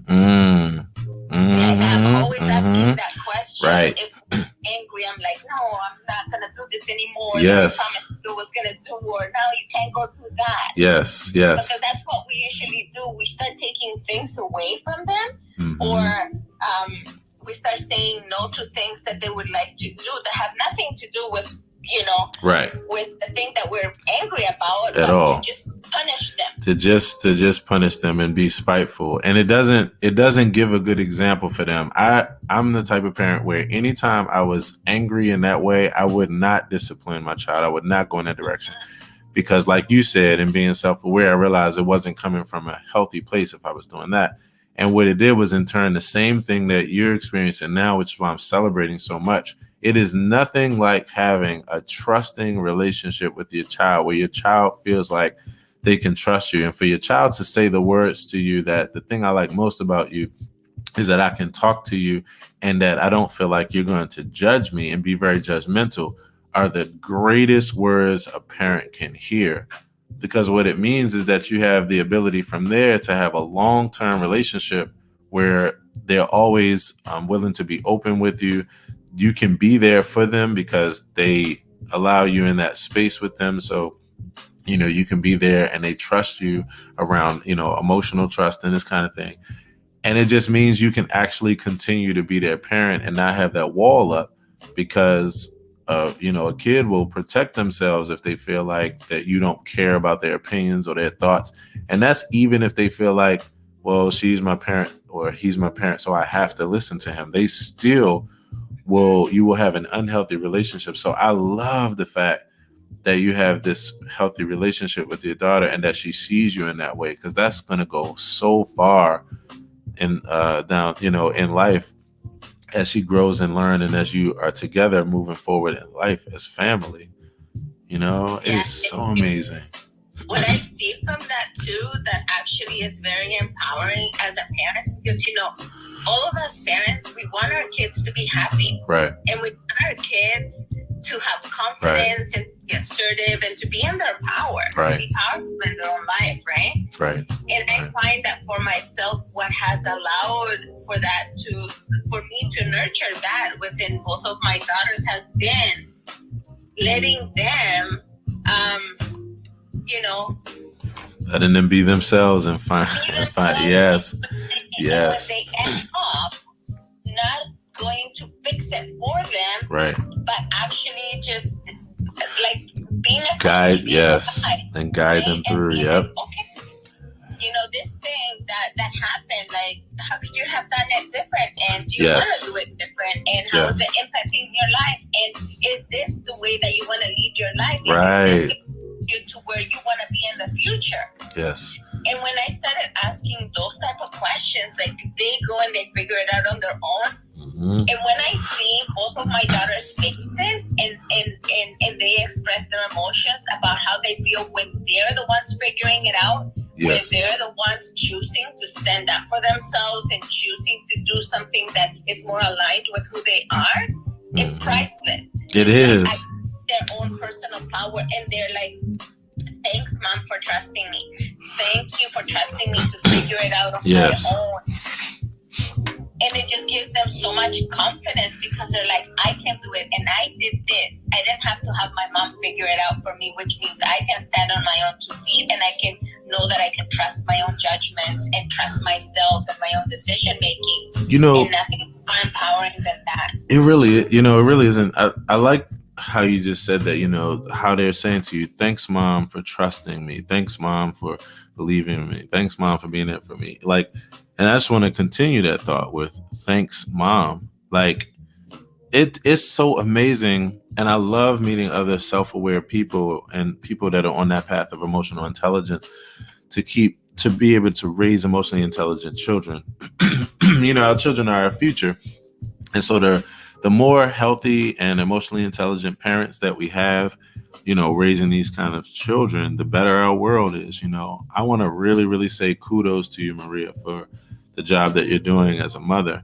And as a father who has that same kind of relationship with his daughter and with his other children, it's like it really does mean a lot.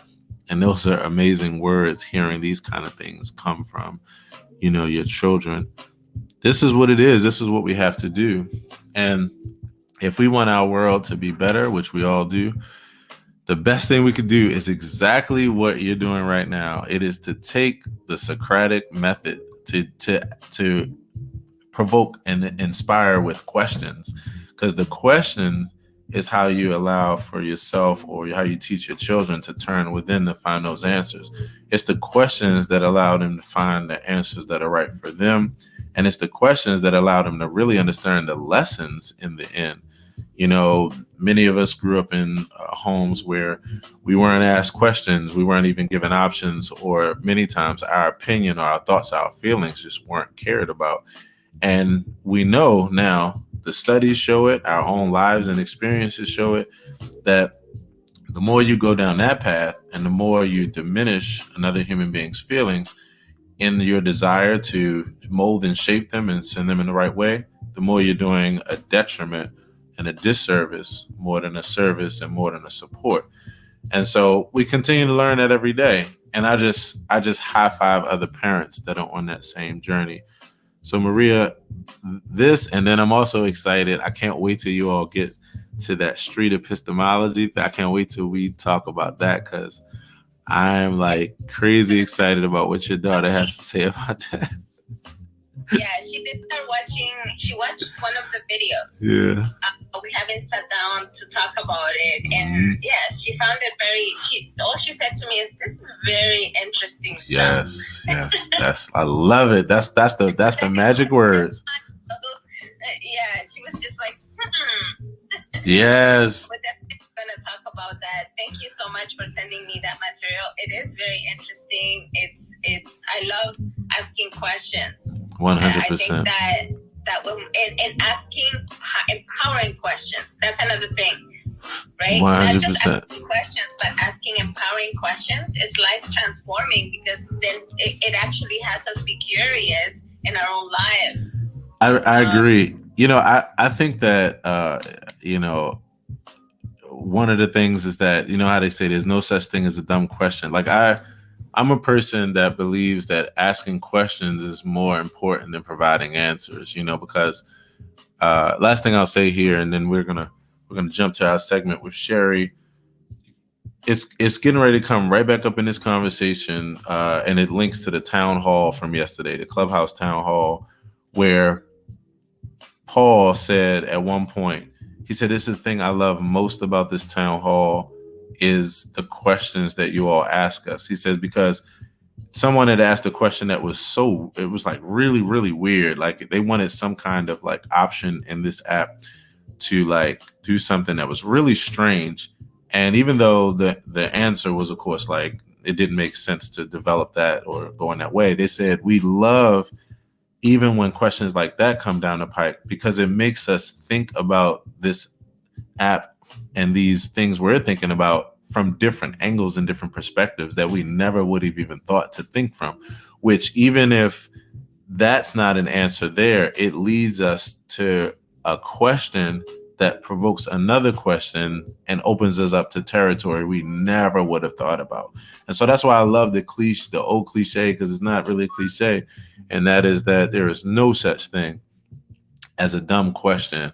And all questions are even better than answers, because they lead you to the greatest answers. Those that don't know, it's the Socratic method. And one other thing that I was telling Maria about in our last experience talking to each other was if you've never heard of it, look up street epistemology. If you've never heard of it, look up street epistemology. And it is the Socratic method, but built within the system of talking about spirituality, religion, and other traditions and that kind of thing. So, Maria, as always, it's so good to talk to you. And once again, kudos to you on being such a self-aware parent to raise self-aware children. Everybody, let's open up our microphones and let's say another huge good morning and affirm Maria on an amazing day today. On purpose. Morning. Yes, Maria. Have an amazing day, Maria. Amazing Enjoy day. your day, Maria. Yes. Thank you all. Blessings and much love. Much love to you. Yes. My mom just called. I have a family emergency. I need to bout for. Okay, no doubt. Touch back base with me. No problem. I hope everything is all right. Okay. As we keep our dear friend Sherry in our heart. Get up here, JD. Hope everything's all right with her, Sherry. Yeah. Hope everything's all right with her. I'll definitely we'll report back. Good morning to you, fam. I want to do a quick reset right before we jump in. I want to say good morning again, everybody. Welcome to the AP Morning Show, Accountability Partners. You know how it goes. We're here every morning, Monday through Friday, 7:30 a.m. Eastern Standard Time to 10:30, sometimes 12:30, depends on the day. 10:30 a.m. Eastern Standard Time, and we are here standing side by side, shoulder to shoulder as accountability partners. You know how it goes. If you'd like to come up to the stage so we can say, hey, also got some other segments planned here today, then by all means you can do so. And if you'd like to just continue to listen to this in the background because this is your favorite morning show, I know. And you can continue to do that too and ping a few friends into to come through, and we'll keep this thing going. I want to say hello again to Ronald and Yusef, T, Etta Fly, JD, Brother Shaq, Maria, and Karen. And so on that tip, everybody, let's open up our microphones and let's say a huge good morning to the good brother Shaq. What's happening, Shaq? Radio Shaq. Peace. Get it. Morning, everybody. Have a blessed day. Yes. Morning. For sure. So it's good, bro. I had a good weekend, man. You had a good weekend, bro? I did, bro. Why was the weekend good, bro? What made it good, bro? And it's funny, as soon as I got on, you were talking about music. Yes. And your series that you do, your street series. So my weekend was good because of music. Because I actually, we talked the last time, me being from New York. Shout out to, I think I saw Marcy in here earlier. Yeah. Get down. But, I grew up in that whole musical environment. So, I have equipment, of course, a lot of people in my age group that you got in the crib. And, you DJ at your little house events and stuff like that. But that just led into, my people's always coming and asking me, yo, can you come do something? And I tried the DJ thing, but it's just not me. Right. We all need to understand our lanes that we have. And it can't always just be about, I can get money off of this and do this, so let me go do it. Nah, it just didn't align with how I wanted to do and the way I want to do it. Right. Come through. Now with technology and the way that our world is and Twitch and everything else, if I get that spirit, that energy, I could jump on now. Right. Just holler at my peoples and say, yo, look, let's jump on Twitch and I'm going to spin some vibrations. And I ended up doing that Saturday, just on the humble, out of nowhere. And a bunch of my people from Del State jumped in, and it just turned into a whole energy. Wow. And we just had such a good time. And it's crazy that you can get that energy without actually physically being in a room with a group of people. Yeah. Speak about it, bro. This literally, again, as you echo exactly the sentiments of this exact experience and why I'm here every day and why I'm so about this, bro, because this is literally what it is, to be able to, when you have the ability in various experiences to have that point of connection and not even be in the same space, but feel in the same space and be in the same space on so many different wavelengths and aspects of the equation, bro, it's an amazing feeling. and it's important, and it's like to be cherished and for us to be grateful for, and just every day, bro. You know what I mean? Yes, I agree 100%, man. But now, so now I'm already getting hit up like, hey, my birthday is coming up. Like, how much? And I'm like, as much as I got love for you and I want to do it, it's just still not my space. I feel you, bro. Let me throw this at you though. I'm gonna play, as they say, I'm gonna play the good devil's advocate, right? I'm gonna play the good devil's advocate. Okay. So, if I may, so that's what we here for. Yes. Yo, so here's the thing, bro. And first of all, I want to say, like, I'm just in a moment of gratefulness right now, and I'm in a moment of gratefulness because any experience where a human being brings other human beings joy and happiness, even if it's in the moment, even if it's a one-off, even if it's only one time, is an amazing moment. You know what I mean, bro? I agree. So, I think about that off the top. And so kudos to you for that and just that whole experience. I wish I was right there, bro. I'd have been like, it's all good, man. Like I said, it's not even like something where I jumped on my Instagram and put out a flyer. Nah, I just sent out a couple texts. Like, yo, what y'all doing? And a lot of times that's like, the greatest. Chilling. Right. Yes. That's when you get that, because it's organic. It's organic. And it's not forced, and it's not in, and it just comes and it was popping. Let me tell you this, bro. So that's why I celebrate it, because serendipity plus intention equals life, bro. It's what I say all the time.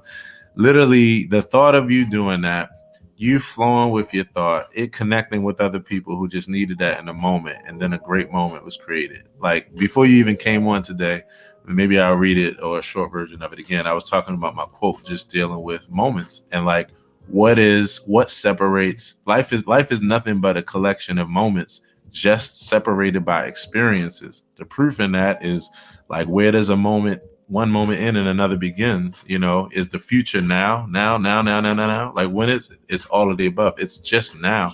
So, like, being in that mindset and that presence, like, you start to take advantage of that in a positive way and realize, like, we have the opportunity to make a moment.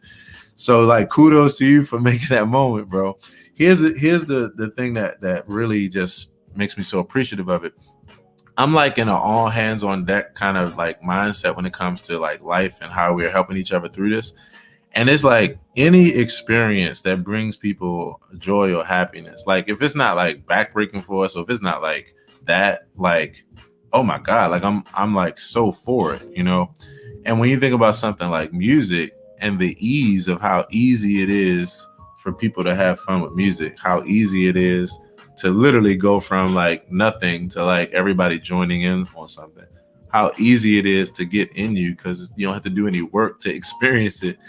It's like, man, all of us that even have the ability to press play, like how I got right now in the background, just press play and shit play and talk to people. It's like, it's therapeutic, and we're like, right now, it's like we're all psychologists, like we're all scientists, we're all therapists, because we're all on the same level, just pulling through, learning as we're figuring out how to get through this together. You know what I mean? So, like, I look at the concept of opportunity over obligation.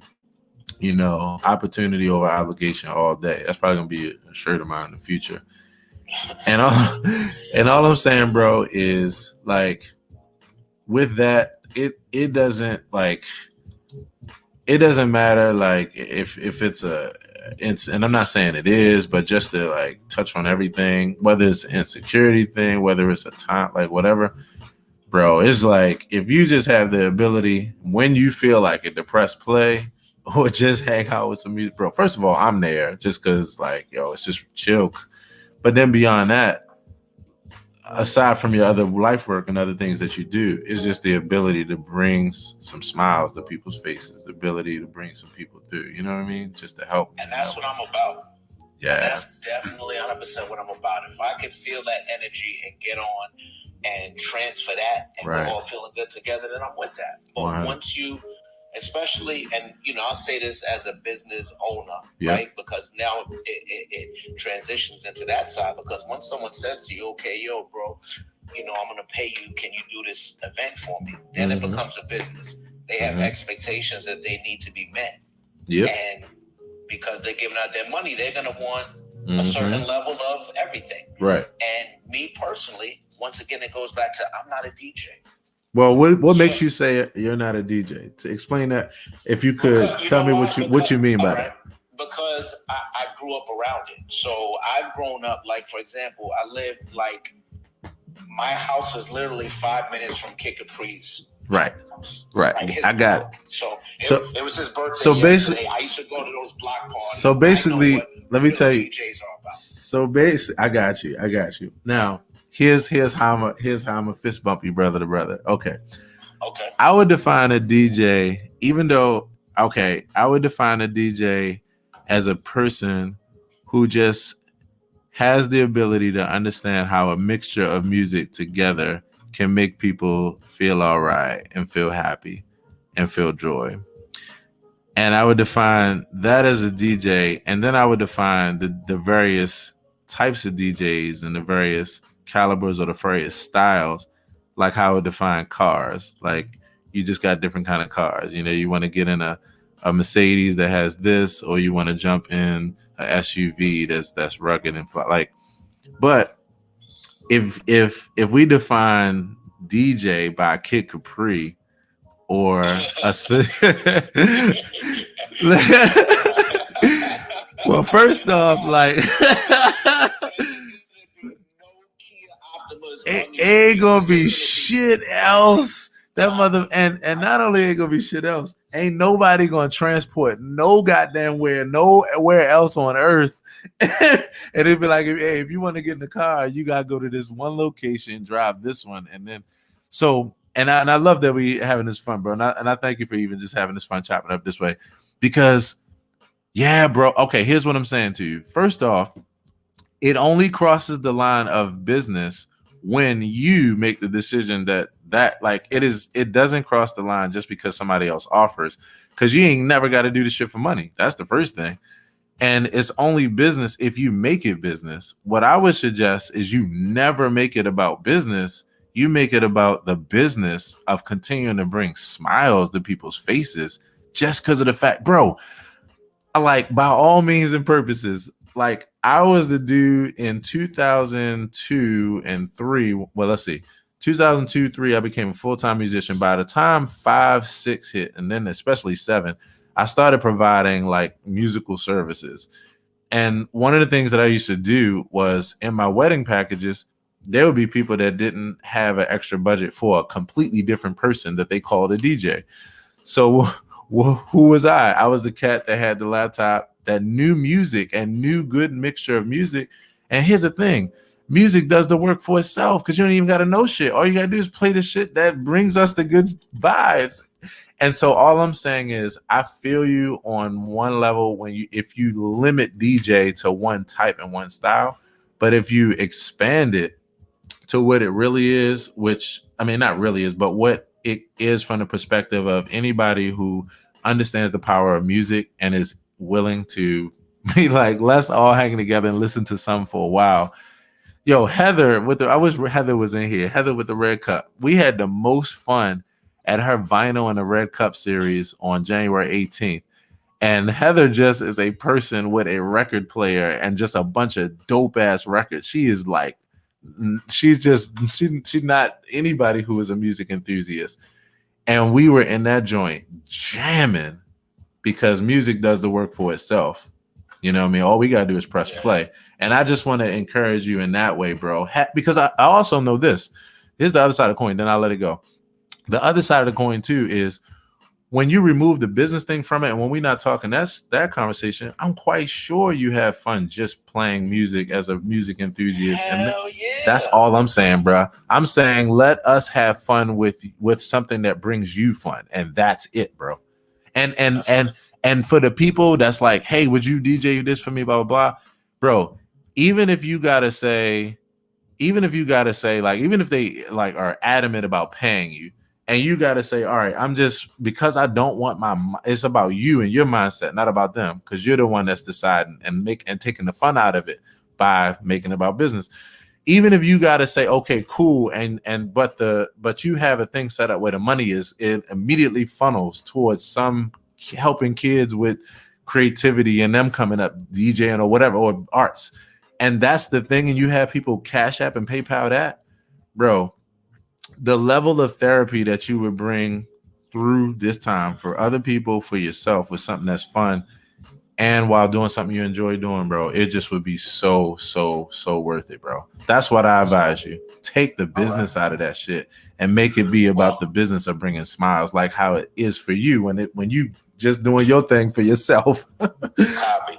So what I'm going to do is I'm going to take those suggestions, because I actually, I appreciate it. I feel like I learned a lot from this, because I actually had other comebacks to reasons why, but it don't even matter. So I'm going to look into, like, if I feel that energy, I'm going to look into maybe putting something together where I can get people to donate or put towards some other general fund. Yeah. For sure. Bro, I think that would be amazing. But that also leads me to another question, right? Coming now back to business, because to be 100% honest with you, I love a lot of my people that I went to school with, that I went to college with and things like that. But it's 2021. I got 3 kids and a wife. 100%. A lot of expenses. So 100%. At this stage, for me, taking time out has to have some sort of reciprocal benefit. So are you telling me with that question that you don't DJ with not DJ, but you don't play music with yourself by yourself, where you just having fun mixing and just that? Okay. Boom. Okay. That's the only time. That's the time right there. That's the only time I want to be in. So what I'm saying is this.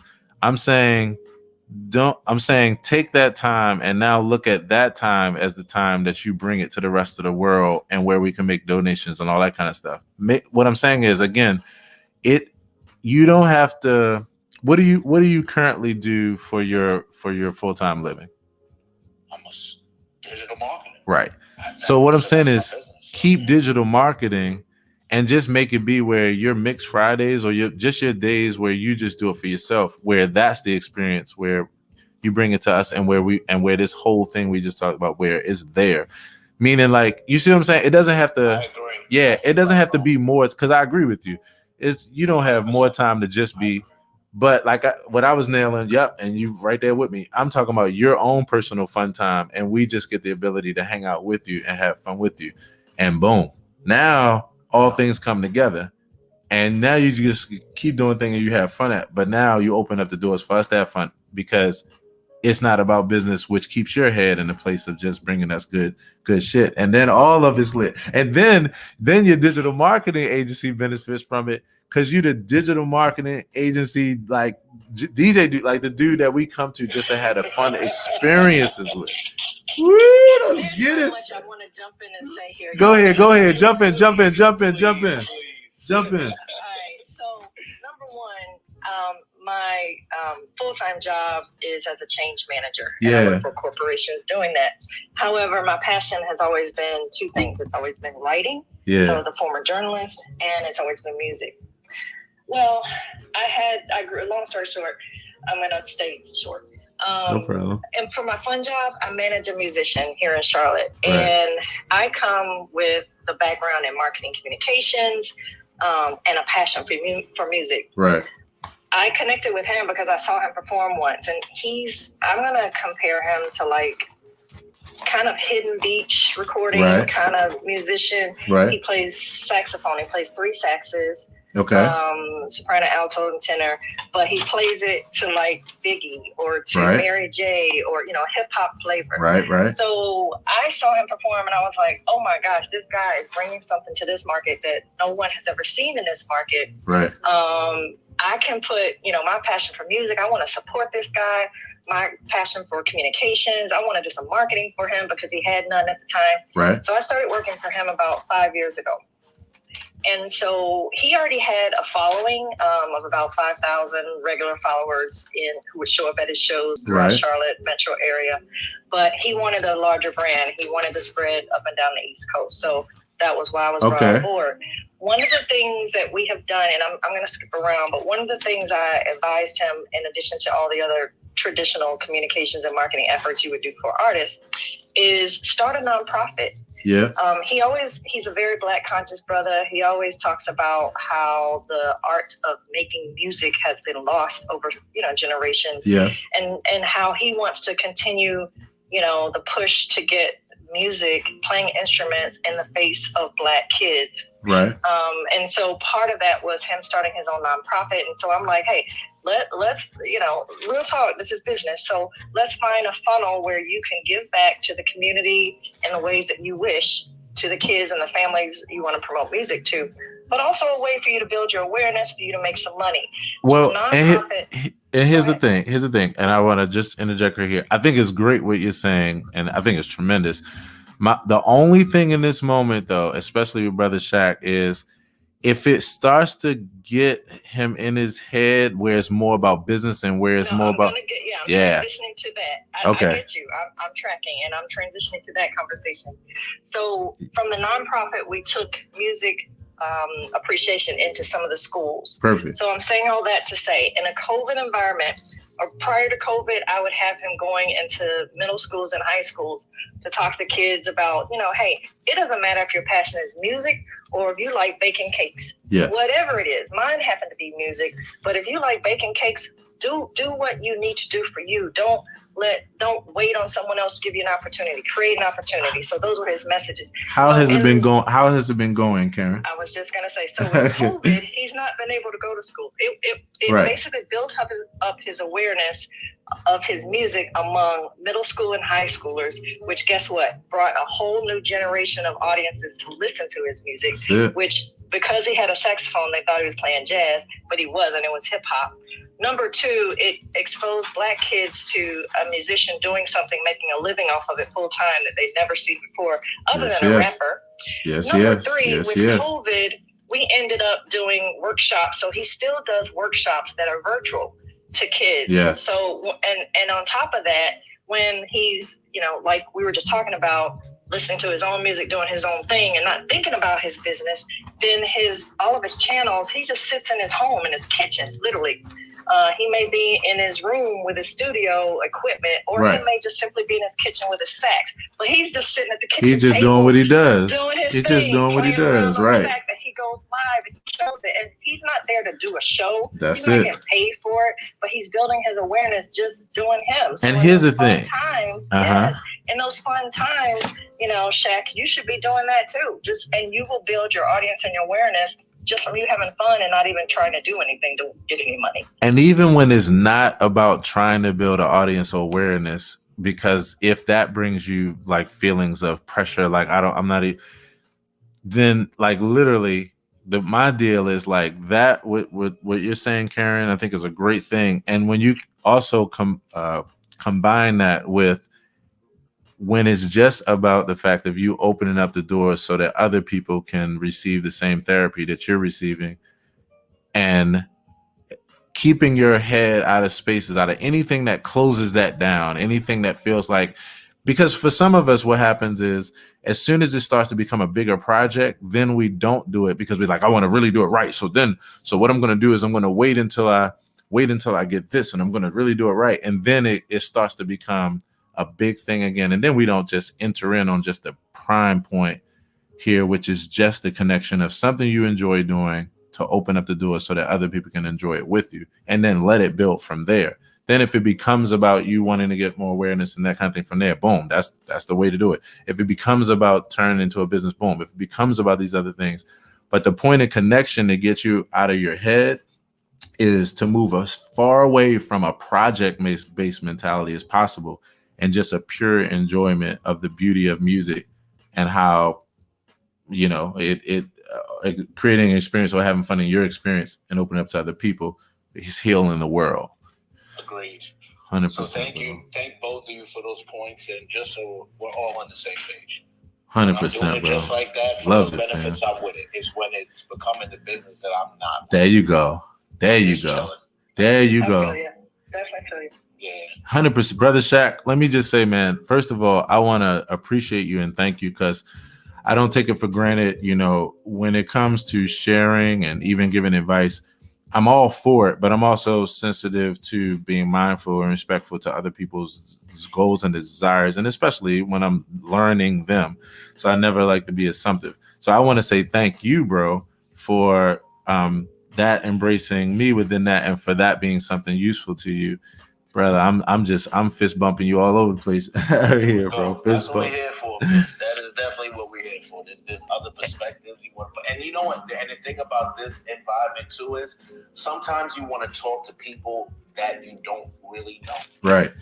100%. As crazy as that sounds. Nah, objectivity. You have these people that are super close to you that you love and all that, but you're in different spaces when it comes to how you look at business or how you look at certain things. And sometimes you just need to throw things off the wall and hear other people's point of views. And sometimes it works for you and sometimes it doesn't. Especially sometimes. I appreciate it. You're welcome, man. Especially sometimes the benefit of a person who doesn't have the history. So they're not basing their response off of like some preconceived notions about you. Like it's just their beautiful, like organic experience of you. And with that, I'm gonna give you the icing on the cake. And I was thinking about this as soon as we started talking.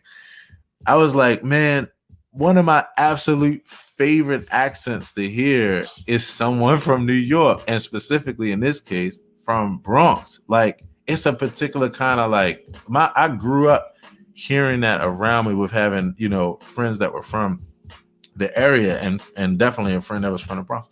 Bro, like even just that, it's so much love in the tone. Like when somebody from the Bronx is like, I ain't even gonna try. That is hilarious. I'm gonna tell you why that's so funny, and you know, not to be taken up. No, you good. You talking good. About this type of stuff, but it's funny because even with the music thing, right? And you said the voice. That's how when I got out to Delaware and I was at these events and there was good people and good energy. The thing that they was missing out here was that DJ, that music.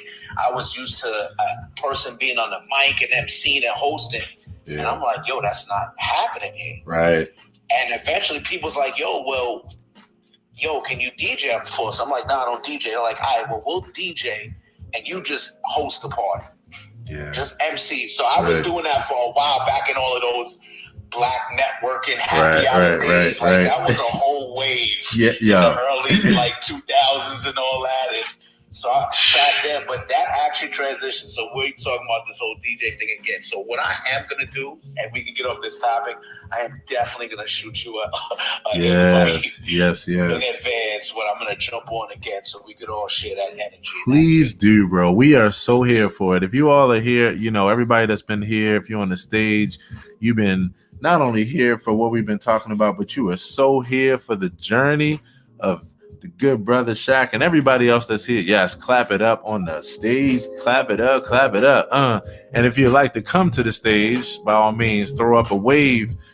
It's a good morning. And I always like when we can chop it up with good people. And bro, I'm telling you, that just made my day right there. Because again, if I can help somebody, and I try not to ever be intrusive, and so I'm more sensitive and try to be there in any way I can. Sometimes the best support is to not share. Sometimes it is to share. But I always share with care when I do. And so that was fun as hell. And I'm looking forward to that, damn. I'm looking forward. Because like from mindset to manifestation, 100%. Everybody, I want to do a quick reset of the room. I want to also say hello to my FB peeps, my YT peeps, my peeps out here in these streets, these Clubhouse streets. I hope y'all are protecting yourself out there, because I'm telling you, know, if you wind up in other rooms being triggered and shit, you know, I'm gonna come back here complaining to me that you don't know why and shit. But still come back so you can get your fix, so you can get right. You get right. But you know, we're here. I hope that you all had a great weekend this weekend. We're gonna chop it up with some more people. And on that tip, everybody, let's open up our microphones. I want to first say hello to Meyer, Andrea, T, Edifly, Coco, of course, and everybody. Let's open up our microphones and say a huge good morning to JD, JD,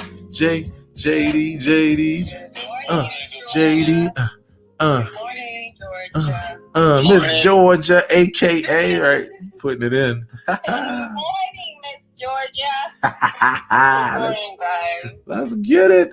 You're our Miss Georgia first, and let's remember that. You're our JD first. Like let's always remember that. Guys, JD, good morning, good morning, good morning.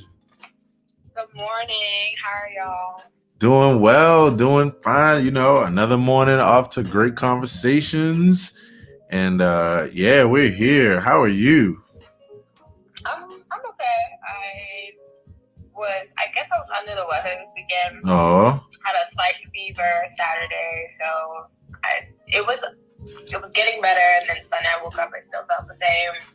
I don't have a fever anymore, but I now have a sore throat, so I'm just like, oh my god. So I'm gonna go get a test tomorrow, just in case. Yeah. Just to cover all bases. For sure. I doubt that that's what it is because I don't really go anywhere. Right. Well, I definitely feel you. Yeah. So it's kind of weird. I'm just like, it would happen to me 10 days before I have to be somewhere very important. I understand. You know, my life. But it's okay. I am, other than that, just like physically, mentally, I'm great. Yeah. I'm doing great. I have a bunch of meetings today back to back, and then I get my pageant wig today, so that's exciting. Oh, wait a minute! You say you get your what today? What did you say you get today? My pageant wig. Yo! Pageant wig. Wow! So, nice. That's exciting. And then my friend, she's gonna come over on Wednesday. She's gonna like install it and everything for me. So that's pretty cool. Yes. Other than that, I'm doing pretty great mentally. I'm like in a great headspace. I've had my friends and my boyfriend, like they have been sending me questions on a daily basis. They've been so like consistent too. Oh yeah. I told them like by that afternoon, I got 2 questions. I'm like, guys, come on, give me a day. They are super supportive, and they'll like my best friend in New York and my boyfriend always catch me at the most random times. Like yesterday, she texted me and she's like, "It's question time," and I was like watching virtual church. I'm like, "Oh my gosh, girl!" Like, okay, I guess this question now. Right? They're those friends. My boyfriend will like. Yeah. Go ahead. I'm sorry. Yeah, my boyfriend, he'll like text me, like we'll be in the middle of a conversation, and then he'll also text the question. I'm like, I think this is a part of the conversation. Like yesterday's question felt like it was a part of the conversation. I'm just like, wait, because I was gonna answer it, and I was like, wait, is this a question or is this like a part of our conversation? She's like, no. I'm like, okay, I'll answer it for Miss Georgia. I'm like, all right. Sir, but they've been doing a great job. I love it. That's the fun of it. I love it when you got supportive people that's so supportive that like you're happy, and then another moment you almost had those moments where you're like, wait a minute, who put you in this position? Because golly, like this is wait a minute. Like all right, I'm gonna fire you. But it's been really great. And then I was in the Bay Room Friday. Right. Tell me about the Bay Room. Room. Was in there, and it was just so uplifting. Like I love you guys so much. Wow. And Tony connected me with a former judge, and his daughter was in Miss America. Yeah, so it was amazing. And I wasn't actually like I really had no energy on Friday. I think that's when I felt like I was getting the fever. Yeah. So I was just laying on the couch and not doing anything, like mentally exhausted as well on Friday. Right. And just joined the room, and it was amazing. Like you women are, and I know you guys are in here. I'm actually looking at my laptop. But you women are great. Like you guys are so great. It's so much greatness that's flowing through our streets, through our tribe, through the LLTC, and and accountability family. I tell you, the thing I enjoy the most is that we have places where we can go, where we can be safe, where we can feel safe, where we can feel secure, where we can feel like people got our backs, where we can feel like you can go somewhere and like you can decompress, de-stress. You know what I mean? Like it's some amazing people right around here, and there's some amazing shit that happens in the Bay Room every week. We don't have to have like the Bay Room news on this joint, like latest like Bay Room news of the week. Oh my gosh! I want to also say hello to Monty and Chauncey. Thanks so much for hanging out, family, and welcome to Clubhouse. Welcome to the AP Morning Show. JD, it's good that you've had to at least be able to get that decompressing in the Bay Room. You got your supportive peeps around you. You know, definitely. I hope you feel better. I hope move through this swiftly and move forward And I like the fact though where your headspace is always though, is your head continues to stay in the game, you know, and that's what is that's an inspiring figure right there, like real talk. Like real talk. Can I add something really quick? No doubt, brother, you got it. Where we've come to the fact that nowadays, when as soon as we sniffle or start to call for something, it changes everything for us. And I'm only saying that, JD, because my daughter was sent home from work just this past week. Same shit. Well, she didn't feel anyway, but she was sent home because a coworker tested positive. Uh-huh. So she had to get a test. And simultaneously, another one of my kids just started having a slight fever.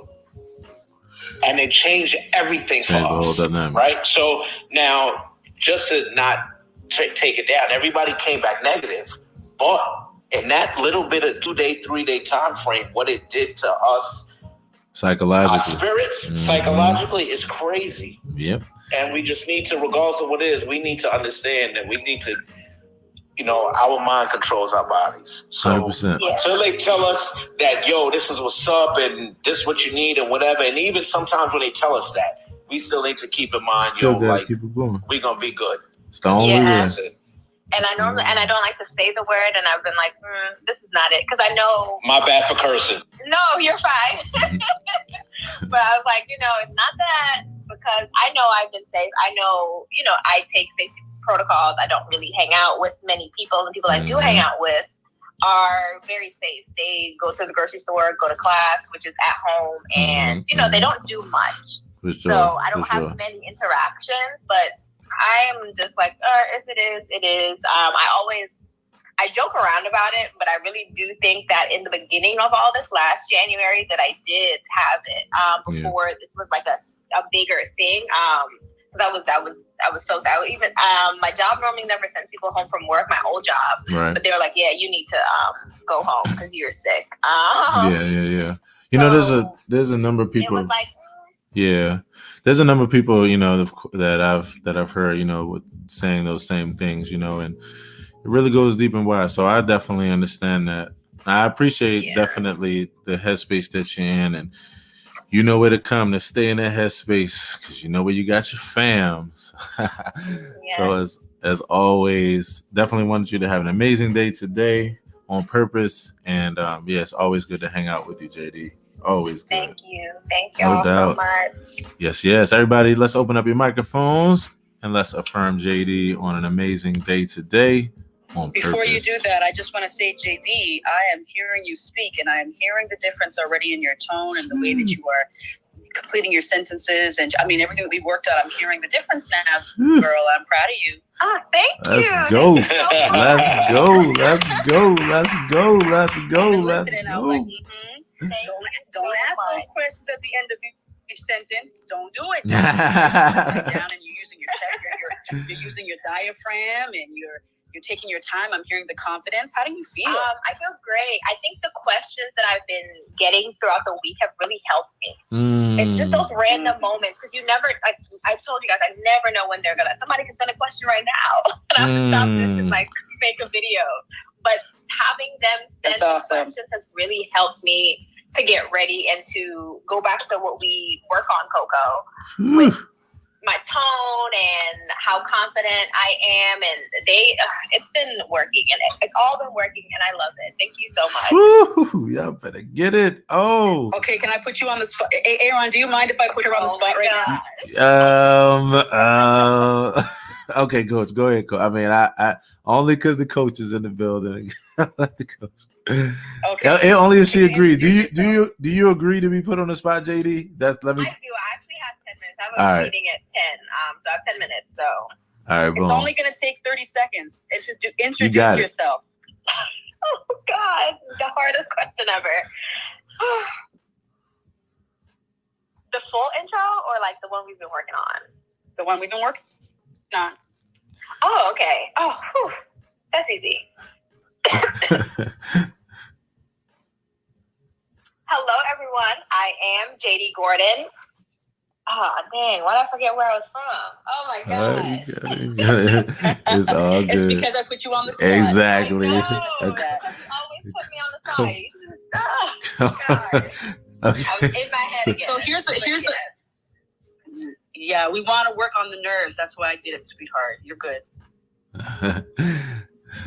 That's what I call tough love from a coach and all. Yeah, the nerves always get me, but we're working on it. We are working on it. No doubt. I tell you what, here's what I think will flow. When you decide to drop it on us, boom. Like it'll be one day we hear it, whether it's whenever, and we're just like, oh shit, what?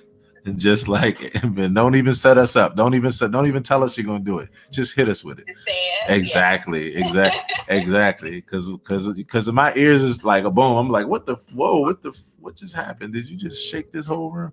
JD, much love to you, and I'm excited. I'm excited about this journey for you, and you know we're right here, so here for you.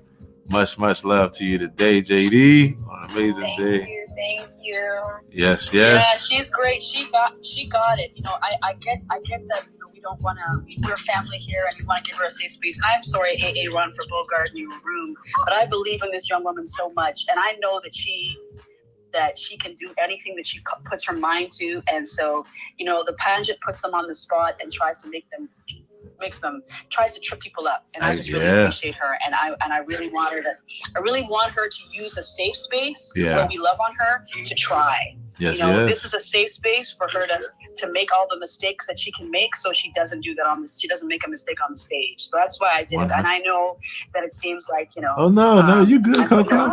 This was great, Coco. It was great. Yeah. I'm just explaining to everybody in the room why. Oh, gotcha. Okay. Okay. Like that part of my coaching practice, especially on Clubhouse, is in safe spaces. Yes. Where we get to just try it on, and you know, and it's cool. It's the best place to do it. So that's why. 100%. We totally. This is what I so love about this environment. In a few minutes, actually, I'm gonna do the Clubhouse recap. Normally around this, a little bit earlier in this hour, we would have our segment with Sherry. She had a family emergency came up, so we had to send her on her way. But I'm going to share a few things as far as the Clubhouse updates and the recaps of the town hall. A few things for you all to be paying attention to and look forward to. And so with that, I want to do a quick refresh. I want to say hello again to Chauncey and Amber and Andrea and Ying and T, and of course Etta Fly. I need to fly one of those sweet potatoes to my house, Etta Fly. I need to fly it fast. But I know I ain't doing my part. I got so many things going on. I keep forgetting to DM you. And so on that tip, everybody, welcome again. AP Morning Show. We stand here every day in accountability with each other. On that tip, everybody on the stage, if you want to come to the stage, you're in the audience, by all means, you know what to do. Raise your hand, come through. And if not, you just want to hang out, listen to this as your favorite morning show. Yeah, I know. I get it. It's the AP Morning Show. I mean, that's just what it is, you know. And if you don't know, now you know. And so on that tip, everybody, let's open up our microphones. And once again, let's say a huge good morning again to Coco, Lorraine, Vera, Coco,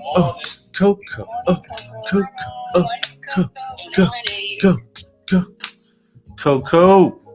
Yes, sir. What's happening? I'm so excited because I am actually in a competition on Clubhouse today. What? Yeah. You better shut up. There's this thing called melanin on the mic. Melanin on the mic.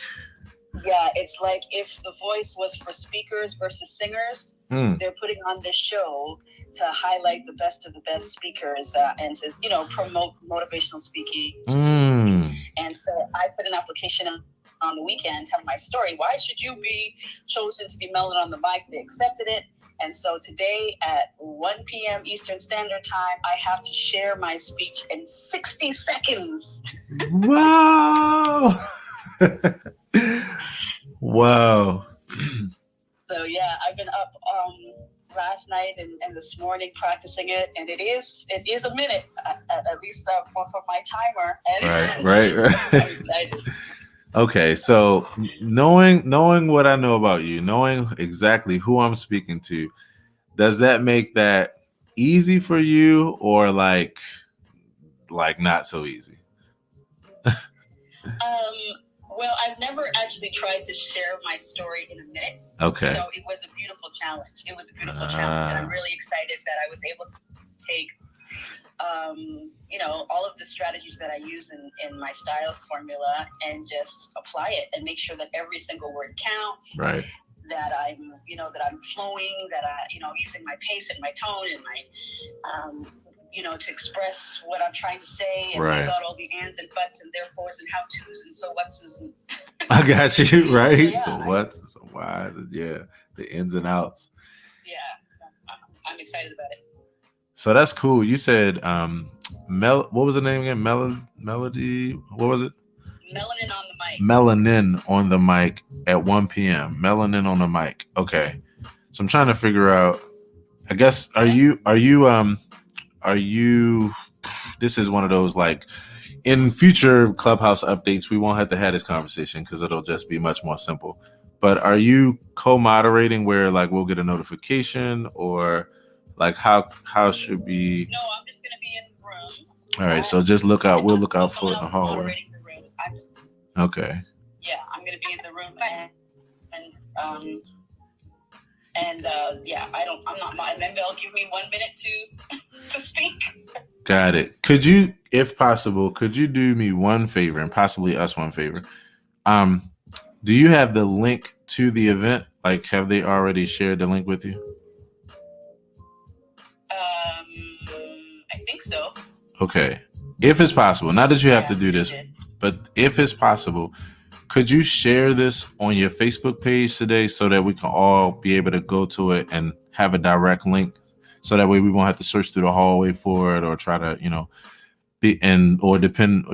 won't need anyone to ping us in, if that's possible. Just because right now this Clubhouse is doing updates, this is like the only way for us to follow through on things like this when there are events that we aren't a part of. Like, we need some central location so we can click on it. Yeah, I don't know if it's going to be I guess I assume it's going to be an open room for everybody. I didn't know if it was going to be a private room or not. So right. Well, if it's, I'll send. Okay. I probably won't post it on Facebook or anything like that because I don't know, but I'll see what I can do. If I can post it on my Instagram, maybe, I don't know. Okay. Or I'll share it in the Bay Room group, and I'll send it to you. Okay. Got it. Okay. Well, either way, we'll even if we just have to search the hallways, everybody, let's support her. Let's hang out and support Coco. I'm excited, Coco. And I would love your opinion on my 1 minute speech. If I could practice with y'all, that would be great. Well, in the words of the great coach Aaron Hill, Coco, I have a request for you. Can you right now deliver? And I honestly want feedback, y'all, okay? Because just thumbs up or no or whatever. Okay, here we go. Picture it.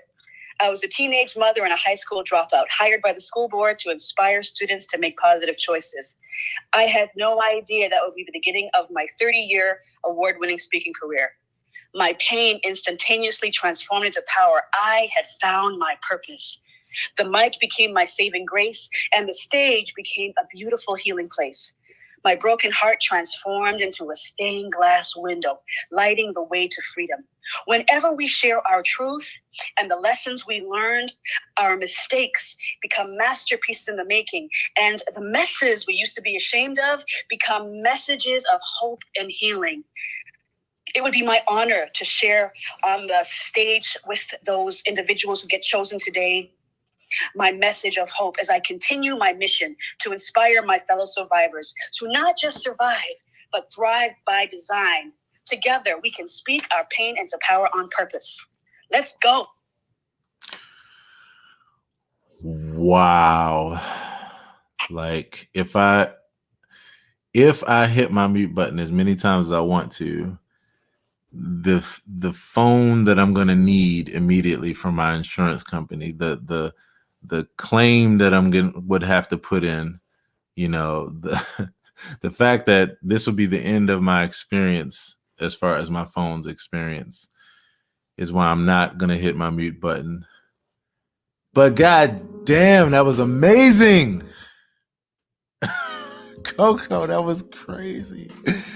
Yo, can y'all open up your microphones? Like, y'all gonna break this app. Like, we're gonna break this app. You just gotta open up your microphones. Oh my God.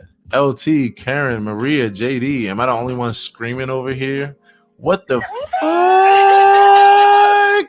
So I wanna I'll critique my coach. Before I even hop off because I gotta get on my 10 o'clock call at 10:01. But I visualized everything. I saw everything that you were speaking about. The words that you use, how the emotions that you inflicted on me. Like I saw everything in my mind go throughout in that 1 minute. So that was great. And look, and let me put kudos on. Let me put icing before anybody says anything else. I gotta put icing on that cake. JD, the way you just did that in that succinct manner shows double again how good she is because of how you just did that. Anybody else? I'll save mine for last. Anybody else? You got me from the very beginning. Your very first words, your intonation, your energy.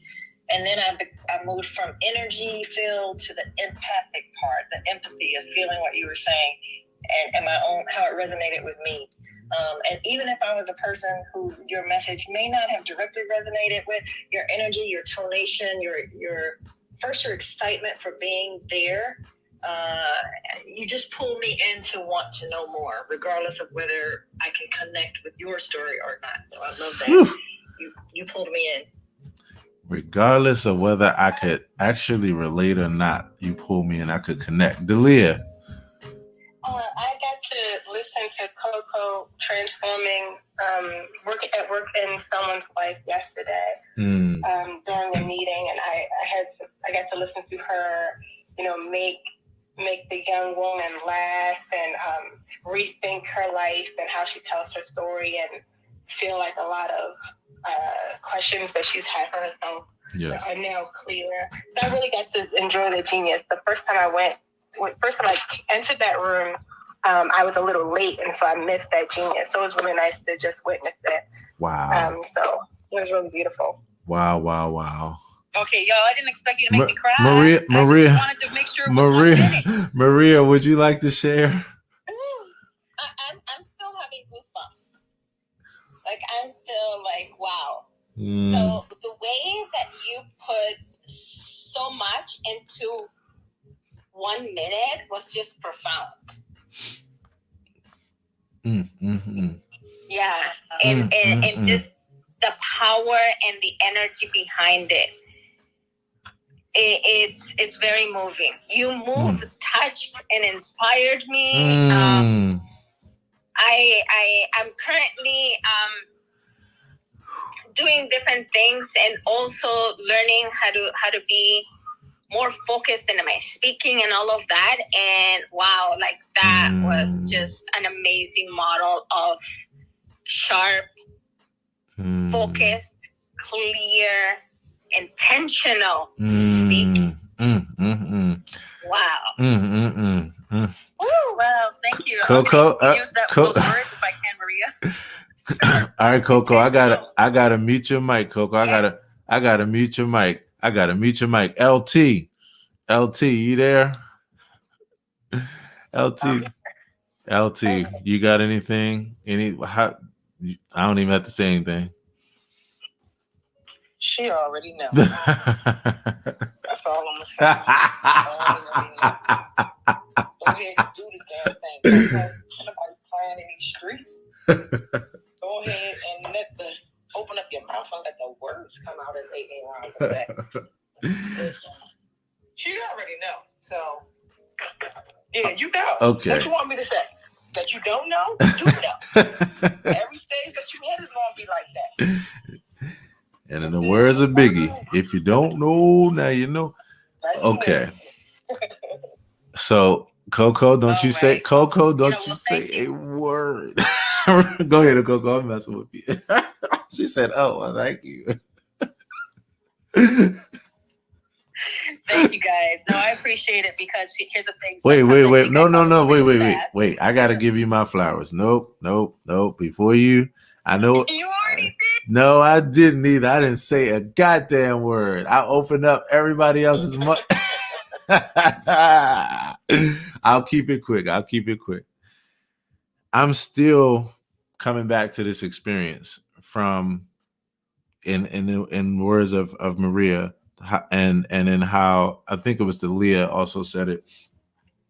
You took me to another place. Like, I'm still coming back because of how vivid it was, how much you immediately took me into this place. I could relate. I could see it. It was vivid. All the details was there. Like, you took me through an experience. Like, I'm gonna tell you the thing that the only thing I'm kicking myself about is, and this is how I experience moments and why it's so important to me. While you started talking, I went over to my clock and I was looking for my stopwatch so I could be a part of that support and be like, let me also time it just in case she needs that. But I was pissed because it took my mind off of the fact that I was in the experience already with you. So I hurried up and stopped it, came back after like 5 seconds. I was still listening, but it was literally because of how you immediately took us into the journey and you brought us back. It's experiential. It's not just a 60-second writing. You just exhibited a masterpiece. It's amazing. Yeah, Coco, you told the who, the what, the when, the where, the why, the how, very succinctly and clearly, and the so what about it all. Whew. in 1 minute. And I mean, that's, as a journalist, that's what you want in 60 seconds. And my thing is, the other thing I thought about was when I decided not to time it, because I knew what the truth of the matter was, which is, if you are a person that writes something that's experiential or engaging, then what happens is people get lost in it, and then the time doesn't even matter. And even if it's relatively, it still matters. I promise you that even if it was over a minute, not that it matters what it is or isn't, I promise you that it wouldn't matter, because again, experientially, you took it somewhere. So anyway, all right, I'm gonna shut up, Coco. I'm gonna shut up, but I had to give you my flowers on that. And thank you, everybody else. Thank you, everybody. It means a lot to me. I rewrote it again, and then rewrote it some more, and editing things out, and and practice my timing. I'm in the shower, and my grandkids are probably like, "Why are you talking to yourself in the shower?"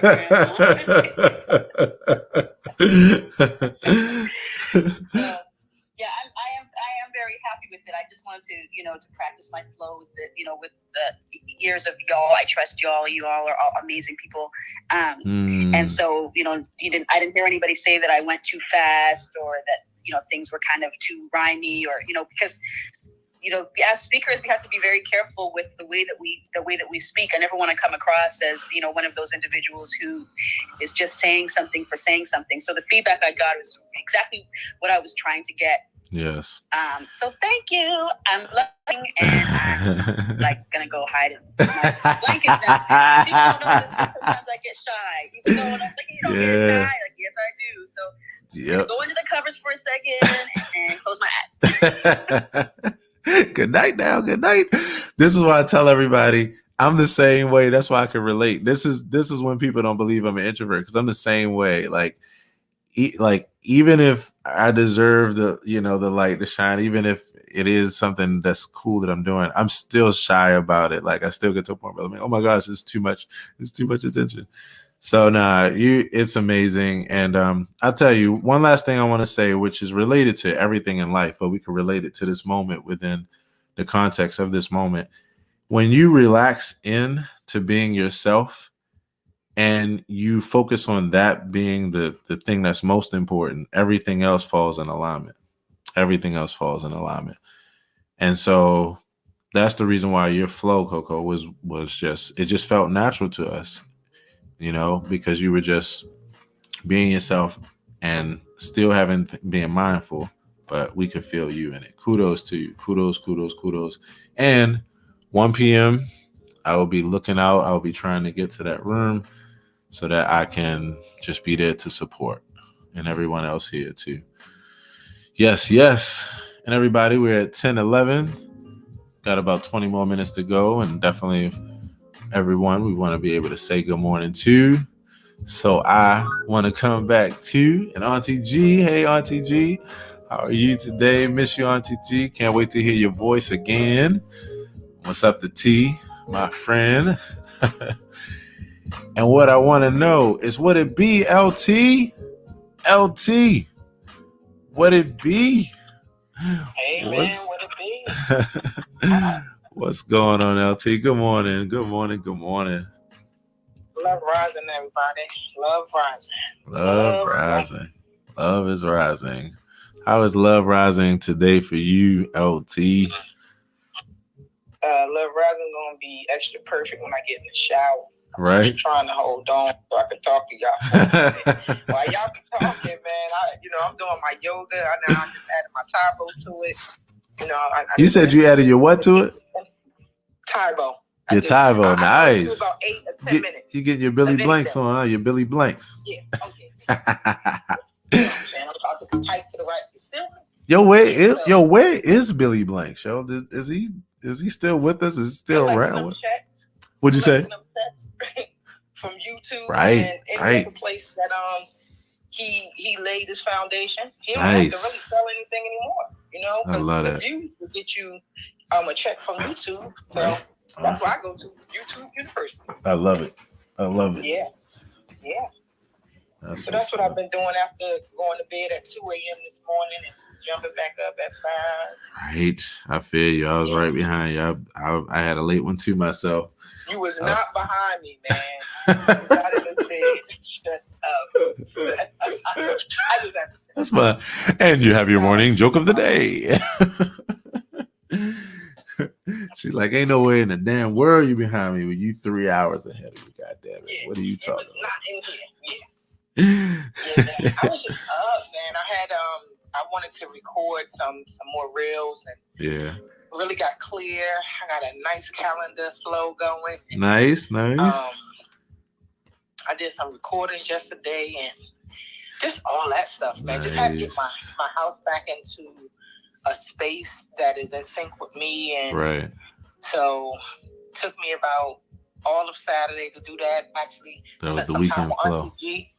Oh, nice. Working on her brand and working on her. Like, we got a lot of stuff done. Listen, Auntie G only talked to people about 3 minutes. I talked to Auntie G for 3 hours. Woo. So you know we was working. Oh, yeah. Either that or you were like, wait a minute. I'm about to talk to you that long? I'm about to say either that or you were holding a hostage somewhere. Listen, I was rolling. I was picking up stuff and cleaning up and showing Auntie G where I need to put this plan and this, that, and the other.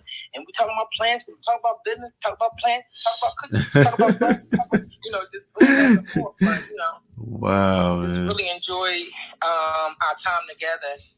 Yes. They got to chopping up with Karen yesterday and just chopping it up. Because the weekends are my prep time for everything. Right. So just spent time with folks. So really reconnecting. I love it, LT. I love it. It's always good to hear you. I don't even come on Clubhouse now. Oh, yeah? On Clubhouse weekend, which I missed the red. Who went to the Vinyl Cup? The red Heather. I didn't even know it was yesterday. Wow. It was yesterday. I didn't remember till 2 a.m. this morning. Oh shoot! It was the day. So we'll have a better experience coming soon. In fact, for everybody, where I mentioned earlier, I was going to go over the Clubhouse update. I'm not going to do it today. I'll wait till tomorrow. If Sherry time. I actually was Sherry was here earlier, but she had to leave because of the emergency. And now with the way the conversation is gone, and what I got to do after this time is actually it'll be a nice round. We're gonna get it in tomorrow, and that's gonna be our segment with Sherry tomorrow if she's available and if everything with the fam is working out. But but one thing I was gonna mention in that was that as far as Heather's event and the fact that we missed it, one thing we could look forward to is they're getting ready to build out the calendar in a particular way where we'll have better track of like events. Like you'll be able to even possibly click on certain people's club and name and actually see a calendar where you can see where they're hosting events and that kind of thing. So I'm excited. So you didn't get your club yet?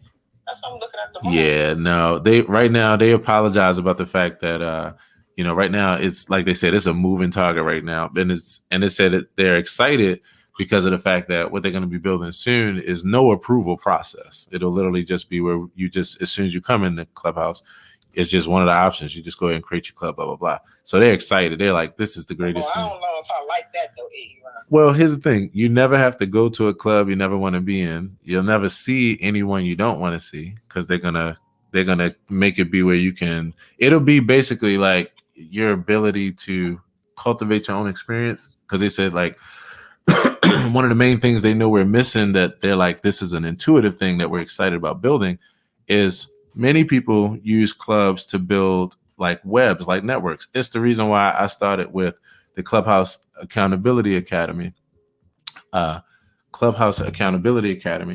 because what I was looking at, and we've been talking about it, is the web that's created from here and how you can build a web of like, whether it's an academy, whether it's a community, to pour into each other's room, blah, blah, blah. So it just works better if like on Facebook, like how it'd be if you want to create a Facebook group, how you create a group on here, which is called a club on here. You just your own space where you know.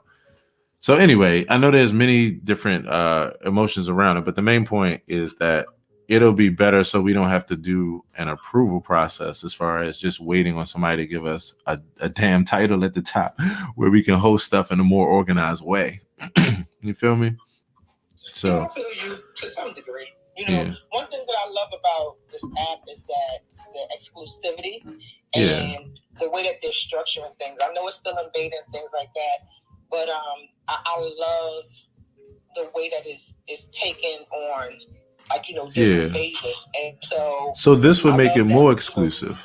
Like this would make you can, like with the advent of creating your own, you can create a more exclusive and intimate experience. Okay. Yeah. Well, it's already in motion, so whether or not we ready for it or not, it's gonna happen. So right. And they're really just trying to help us with, like, they're like, it makes no sense for you all to be sitting here where we got 100 million club requests and like we can't, and you might not get a club until 5 years from now because there's no way we could answer like every request. You know, it's almost like, it would almost be like the same as like if we had to create a room and when you create it, then it goes to them and then they have to wait to approve it just for us to be in this experience. It's like that kind of flow right now. They're like, they're like, it's jamming us up. It's making us not be able to continue to use this in a beautiful way that we can. Because anyway, so more on that tomorrow. Because then what I'm going to explain to you all tomorrow is like how they talked about the breakdown of that with how it gives us more deeper ability, so that like what I'm saying with Coco, we don't have to say, well, can you send us the event in our DMs just so we can click and be there, or search this wild ass hallway. It could just be where under this umbrella, anything that she's in, not anything, but certain things that she's in that she wants other people to come to, you can just come to one central place instead of be looking for links or hoping for a ping, you know. So anyway, more on that. I apologize for going down a rabbit hole on that. No, that wasn't a rabbit hole. You just kind of answered my question and kind of brought just some little clarity because, you know, you gave us a teaser. I'm going to tell you what's going on in town hall meeting. Right. Tell you what's going on in town. So you was teasing us, and then I'm just like, okay, just a little bit then. Come on. Hey, I told y'all about Morgan, right? Right. I posted her on my page. Uh-huh. I think it was last Monday, so you gotta go watch the video of Morgan. Oh man. Okay, do me a favor, just so I don't forget. You gotta send it to me because everybody asks me 100 times a day. I gotta go watch something. So send it DM it to me so I can make sure I watch it. Definitely for me, LT, do that because I can't wait to see that. She's been up there for a week. I meant to tell you. Oh, wait a minute. Are you talking about the one where the girls in the car and she like, come on, like I did. I watched that. I watched that. That's it's a hold on. What's up, bro? Hold on 1 second, bro. Yo, hey LT, I saw that, the one where the girl is in the car complaining, and she like, "You gotta come on, guys. You gotta come on." Yeah. Like, real. Yeah, I did watch that. I did watch that. Like, what number am I? You said you're gonna come when I want you, and you're always not on time. Well, what time is it? Right. I was crying. Yeah, that was fun. And you know what? The thing I love about it, now here's the thing. Here's the secular humanist in me. The thing I love about it, because I'm like, yeah, a lot of people feel that way, but they too afraid to like just be honest like that. And she was like, look, man, like, all right, I know you say you're coming, but like, how long it's gonna take? Like, come on. Like, she really? No dormy, guys. No dormy. I love me some Morgan, man. That's the thing. It's funny. She said, y'all think I'm playing, but I ain't playing. He said he gonna come when you want him, but he's always right on time. What time is it? What time? Where am I at in the line?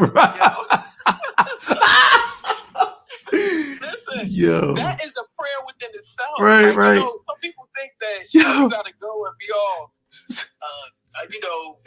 dignified. Right. So you have not to do that. Said, I love that girl. Said, where am I in line? Like, yo, hey, that's a real prayer right there, yo. Like, yo, how long this gonna take, man? God damn.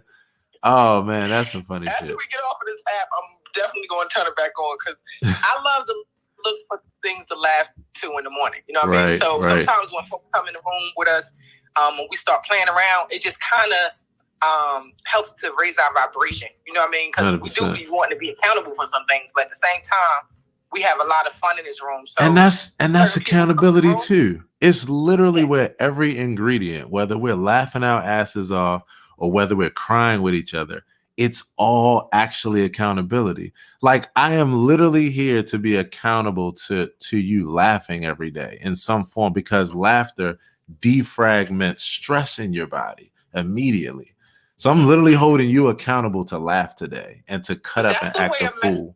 Did you know that was one of the ways that you actually can magnetize as well? That's my whole point in saying it. That's exactly what I'm saying. Yeah. Like, I'm literally saying, it's literally. I mean, there's a laughing meditation. Did you know that? Look, I got a video about it. I did a vlog about it. I created that. Look.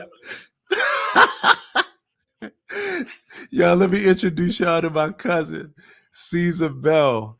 In fact, the serendipity and the intention, because it's exactly this is my cousin. Would it be like, y'all, what's up? Yo, say what's up to must be family coming in like this. That's how you LT. It is exactly that. And when I say serendipity plus intention equals life, this is the serendipity plus the intention. I pinged him in. But you all, everybody first. I was at a light, man. Right. I was at a light and I tried to get the dude. I said, look, man, you want to switch cars? Let you drive my car and you drive yours, because you must be out of your damn mind. You think you're going to cut me off the way you just going out here early in the morning. Listen, if I didn't just call laughter here for a moment. Look. Hey, Aaron. Yeah. Hey, Ron. Yeah. No, I'm about to say. I had something that happened to me, man, that I promise that ain't never happened to none of y'all and nobody in the world. It was one of the most devastating things that ever happened to me, bro. Oh shit! Y'all, I got bit by a goldfish. I'm done. What? Yo, you laughing at me? Yo, did you say you got bit by a goldfish, yo? I got bit by a goldfish. Some of the worst pain I've ever felt in my life, that I was embarrassed, bro. Bruh. What was really happening? He attacked me, like he just came at me like a dog, yo, just like a crab just came all of a sudden to beat him, yo. I'm like, oh my God. Yo. I just have one question, Caesar. Look at through your IG. What's that red outfit thing? What's going on there? I'm confused. What outfit you talking about? Yeah, you have like 4 or 5 photos on the balcony, and it's all red. Oh, it's the 4th row down. It's the fourth row down. First picture, yo, fourth row down. Oh, wait a minute. You said the balcony. Let me go down some more. Is that the one where? That's one of my characters right there. That's Mansfield Landscape right there. Yeah, that man is hilarious.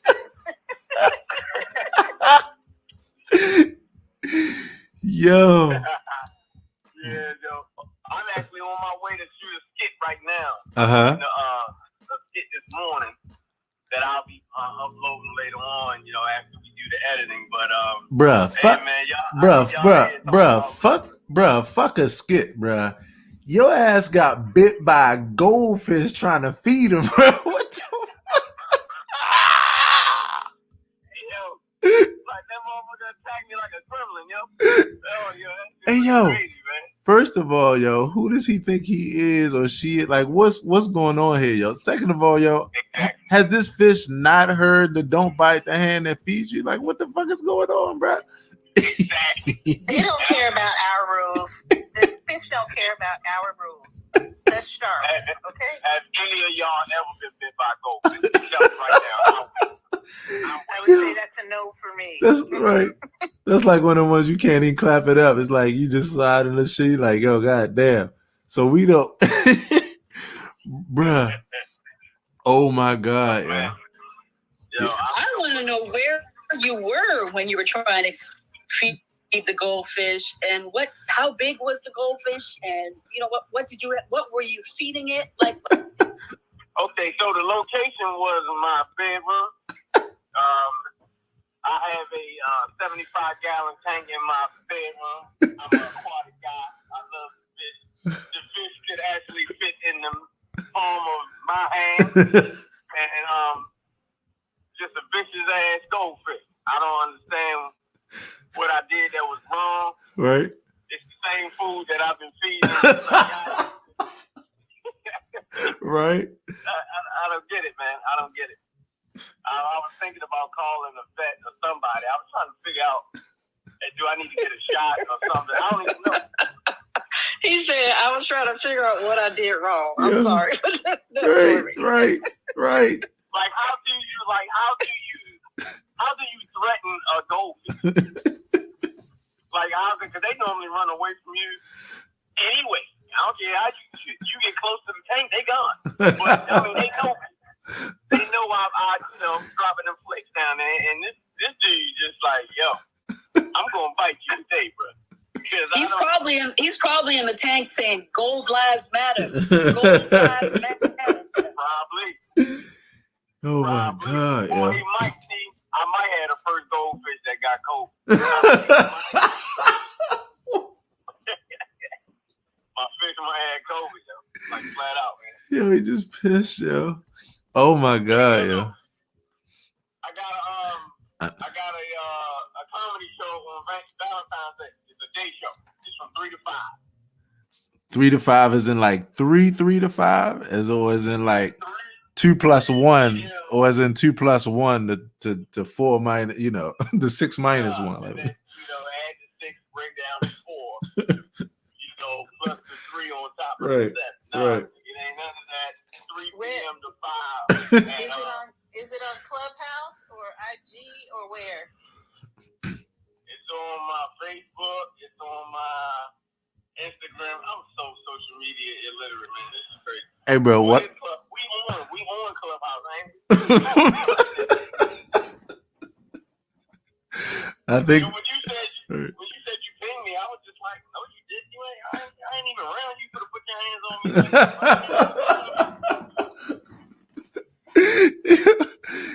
What just happened here, y'all? Season is this is so I'm gonna tell y'all. So let me tell y'all something, and this is why I said serendipity plus intention equals life. So if you were to take it from the top of this experience, and if you go look at my Facebook, I was talking about how one of the things I was excited about is that last night, and I'm holding up in front of the screen too, right here, for everybody hanging up with me on FB. Last night, I started writing my next level of this show in segments. And so as I got a couple things planned for us, one of the most amazing things is that me and my cousin here, my cousin Caesar Bell, we have grown up together in a comedy movie. Like our entire life has been one long movie of comedy. And when I say that, you'll see why. The stories that we have to tell. So, anywho, with all that being said, one of the segments that I'm actually going to be doing on this show is a segment with my good peeps here, my cousin. And so I just pinged him in, and he had the time to come in and drop in. It's like, let me introduce him to the family. And this is how him and I cut up. So, everybody, this is my good cousin, Caesar Bell. And this is his first time in this experience, my peeps, and he's right on the same wavelength with us for accountability and having fun. And so, Caesar Bell, everybody, my cousin. Hey, yo, where you on your way to now, man, bro? Bro, you still there? Oh, that's right. You're a newbie. So if you look down in your right corner, you will see a mute button. If you hit that mute button. Oh, all right. There we go. Yeah, look, somebody muted me. I don't know who it was. But it Probably wasn't Aaron. myself. No, it definitely wasn't me. It definitely wasn't me. Yeah, right. The filming location is actually in Woodlawn at it's a restaurant called 1137 Seafood. Okay. 1137 Seafood. So you'll be right across the street from what is that? Windsor Inn, I believe. Right. Yeah. So you'll be broadcasting that on your IG? Yes, once the editing is done, it's gonna be on my Instagram. Okay. You said IG is Instagram. Right. And, right, that IG. Right, Yeah. Facebook and my YouTube channel. All right, that's what's up. So 3 to 5 today. We definitely coming over to check you out. I'm there. No, not 3 to 5 today. Today, right? 3 to 5 is the on Valentine's Day. Valentine's Day, right? Valentine's. Gotcha. You go today. You can go today. You can go if you want to. I mean, that's on you, bro. Right. Bro, it's always good to see you, man. Oh yeah, you can say what's up to LT, Karen, Coco. This your first time talking to Coco in real life, isn't it? And it's your first. I talked to Coco before. Really? Yeah, we were on the phone before, a long time ago. Coco! Hey, Coco, as soon as I get finished filming, I'm driving right to Canada. I'm coming straight there. All right, I'll be waiting. Yeah, don't wait, though. Don't wait. Don't worry. We have really nice goldfish here. You know what I'm saying? That's what's up. Yeah, they just don't like black folks. Oh man. Who else we got on here? Truth for Life. Yeah, you got Auntie G. That's Auntie G. Auntie G meets Caesar. You got Auntie G is okay. Auntie G has some cookies that keep us kind of lifted. I'm gonna just put it that way. So Auntie G is family deep, and Auntie G. Am I going past him at any point? So I can stop over there before I get to him. Right. So Auntie Gina is located in Auntie. Where you in North Carolina or South Carolina? I keep forgetting. I'm in South Carolina. She's in South, yeah. So. Oh yeah, let me turn around. I'm going the wrong way. He's stupid. Yes, you are. He's a dumbass. And then you got LT, my partner in crime, my PC in crime, LT. LT meets Caesar. LT. What it be, LT? Hey, C. Hey, so what you do, LT? What's your speciality? I just be. What you want me to be right now? Only you can do that. Because only you can do it. And nobody else do that but you. That's right. That's what's up. Yeah. I went to school for not doing nothing. Right. You can go to school. I gotta get nothing. Right. If you ask me about some of the school we grew up in, bro, yeah, you goddamn right. You goddamn right. Go to school and graduate with a diploma with Right. A diploma in getting ready to figure out what to actually go to school about. Right. Well, it's crazy, man. Like, I remember, could you imagine a world living a life without laughter, without music at all? Like, think about it. No laughter and no music. Think about how would life be. Let me tell you this. So, as soon as you were popping in, and this is why I was saying, and LT, this is why it always comes back to me, serendipity plus intention equals life. Because literally, as soon as you start talking about, you were like, even though we're in this experience and, we stand in accountability, you was like, we got to allow ourselves to cut up. And I was like, yo, I made it a point right then and there. I was like, not only allow ourselves, that's the fucking point. Like, that's accountability. Laughter is accountability. Crying together is accountability. Helping each other with our goals, pushing each other forward, giving each other things, connecting, networking. Every last bit of it is accountability. And that's exactly when you dropped in, bro, and when I brought you on up. Came right in the room and started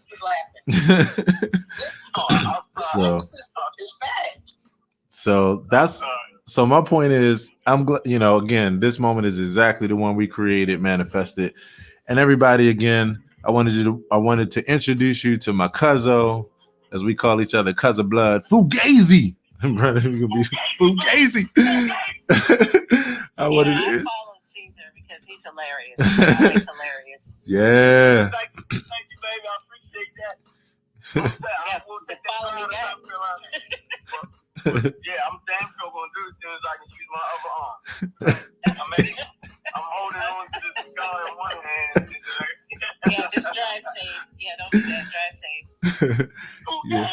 Fugazi, we are here. And so, family. You said y'all hold each other accountable, even crying together. Everything together, bro. This is. I don't know about that crying thing, man, because you gotta think about it. You gotta have the right crying partner, because certain people cry differently. Right. And when you look at certain people crying face is intolerable. Right. You can't look at they be ugly.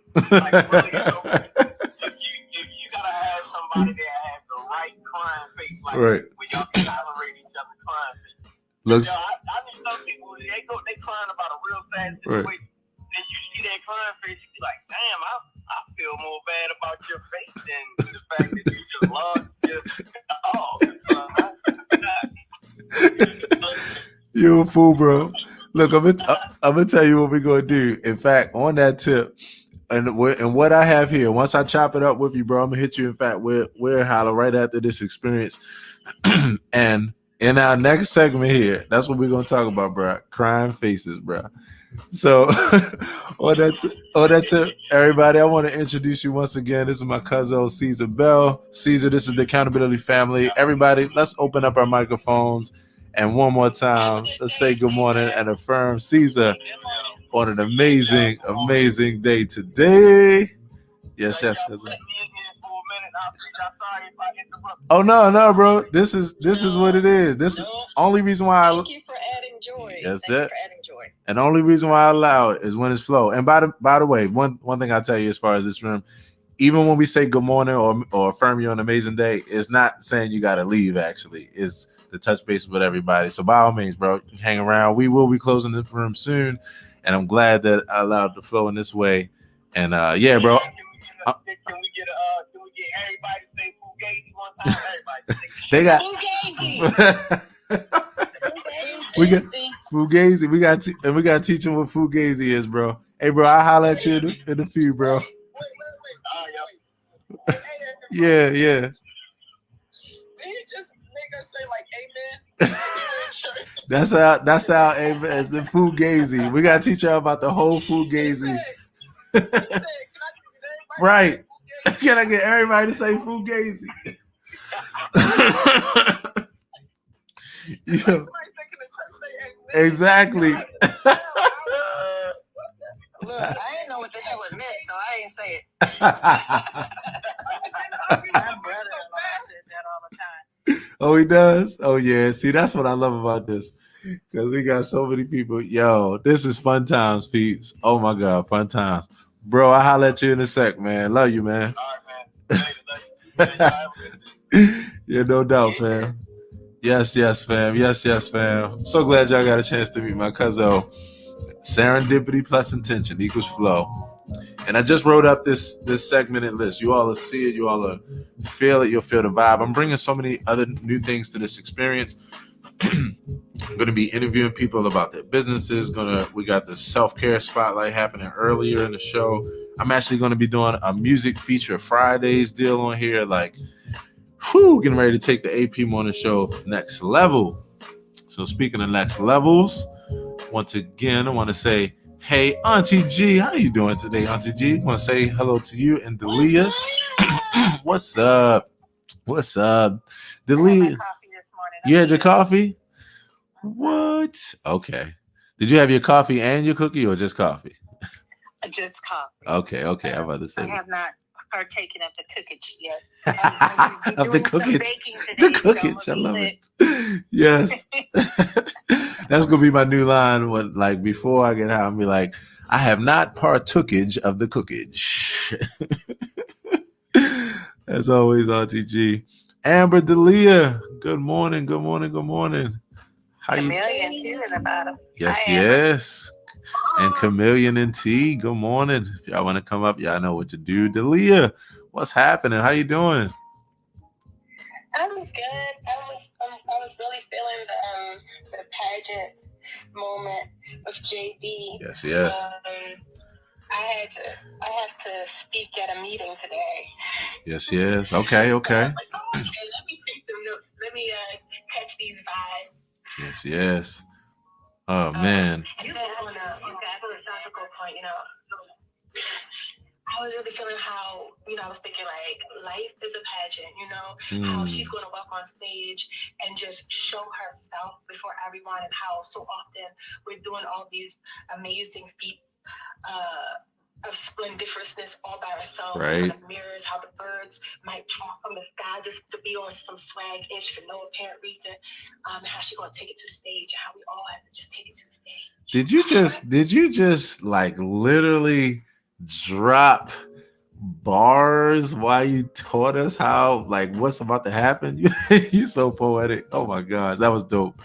Hey Aaron, I have a question. Have you ever read Amber's readings on her? It's like it hooks up through her IG and she has like where she writes stuff. So oh my gosh, right. She's a great writer. The other day, so I think it was, I don't know, Delia, was it the last show or was it before? I can't remember, but you might remember better than I, where I was telling you, I actually was telling her about how much I enjoyed her writing.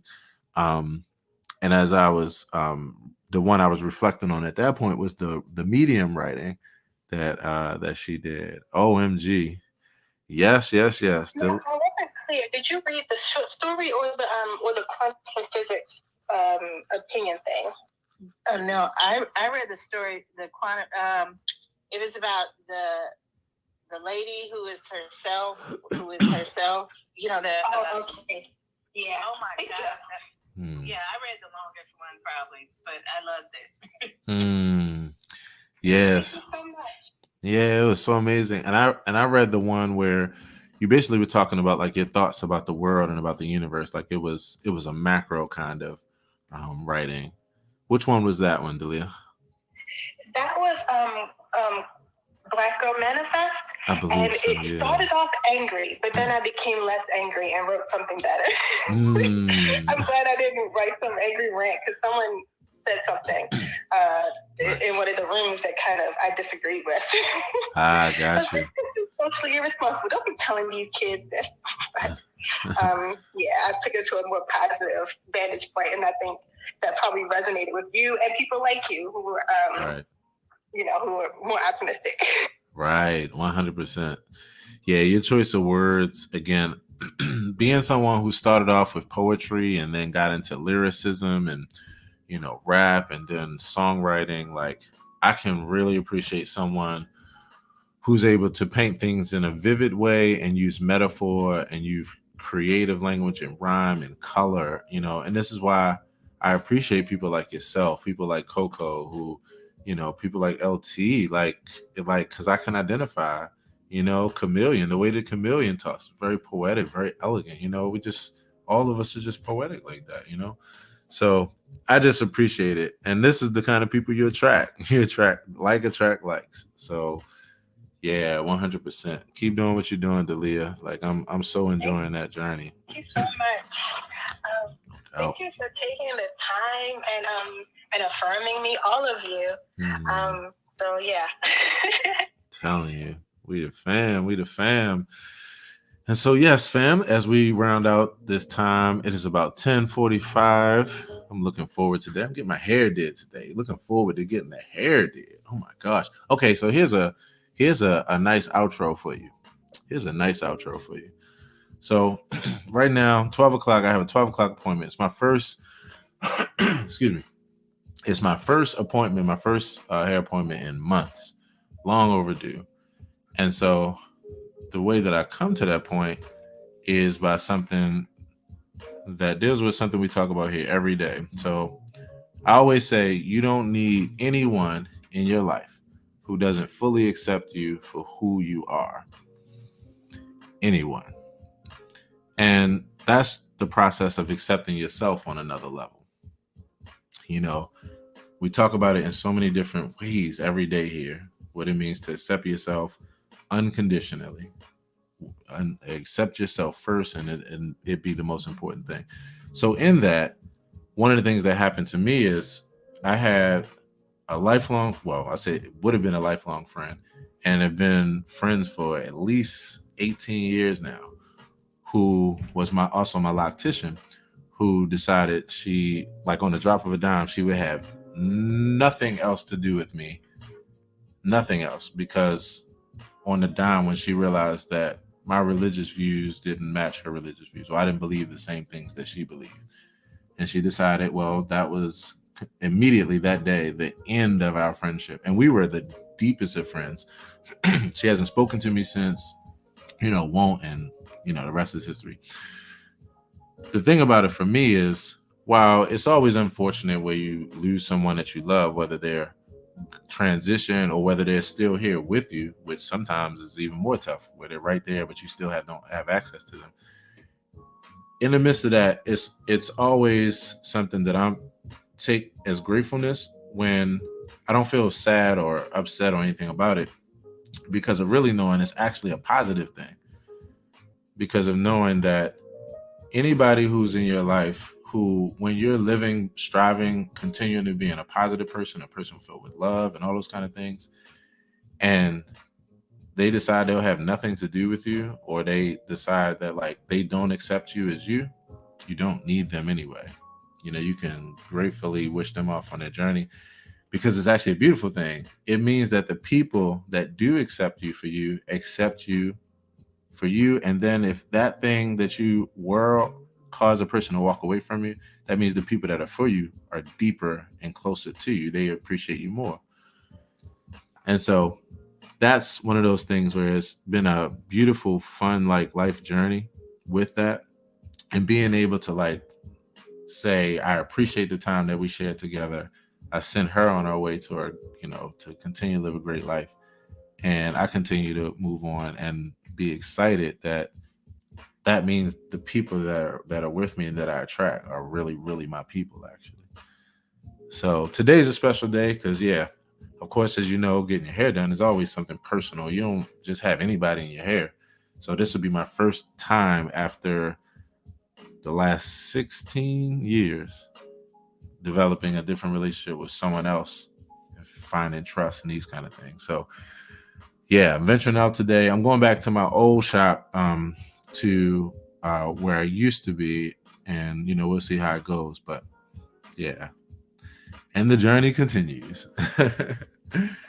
So just beautiful moments of accepting yourself and just taking pride in what it means to be you unapologetically. So that's why I love you all so much, and everybody that rocks with me day in and day through. So on that tip, we're coming down to the end of this experience. I just want to say to you, LT, Coco, Dalia, Auntie G, Chameleon, T, and everybody who also came through, it's much, much love to y'all. Like, I'm excited. We're on the journey together, and it's always fun hanging out, chopping it up, laughing together, and just being on the journey together in life. So let's open up our microphones. Anybody want to say anything before we get on our way. And if not, we're going to open up our microphones and just do one last affirmation as we affirm each other on an amazing day today. Much love, family. Have a great day, everybody. Yes, yes. Fam, are we? Yes, yes. Yes, yes. Have a great one, fam. Yes, yes. You too. On the stage, everyone. Yes. Have a great day, T and Chameleon too. Yes, yes. Have a great day. And I'll see you all tomorrow morning. Looking forward to it. Same time, same place. Take care, everybody. Bye-bye. Much love.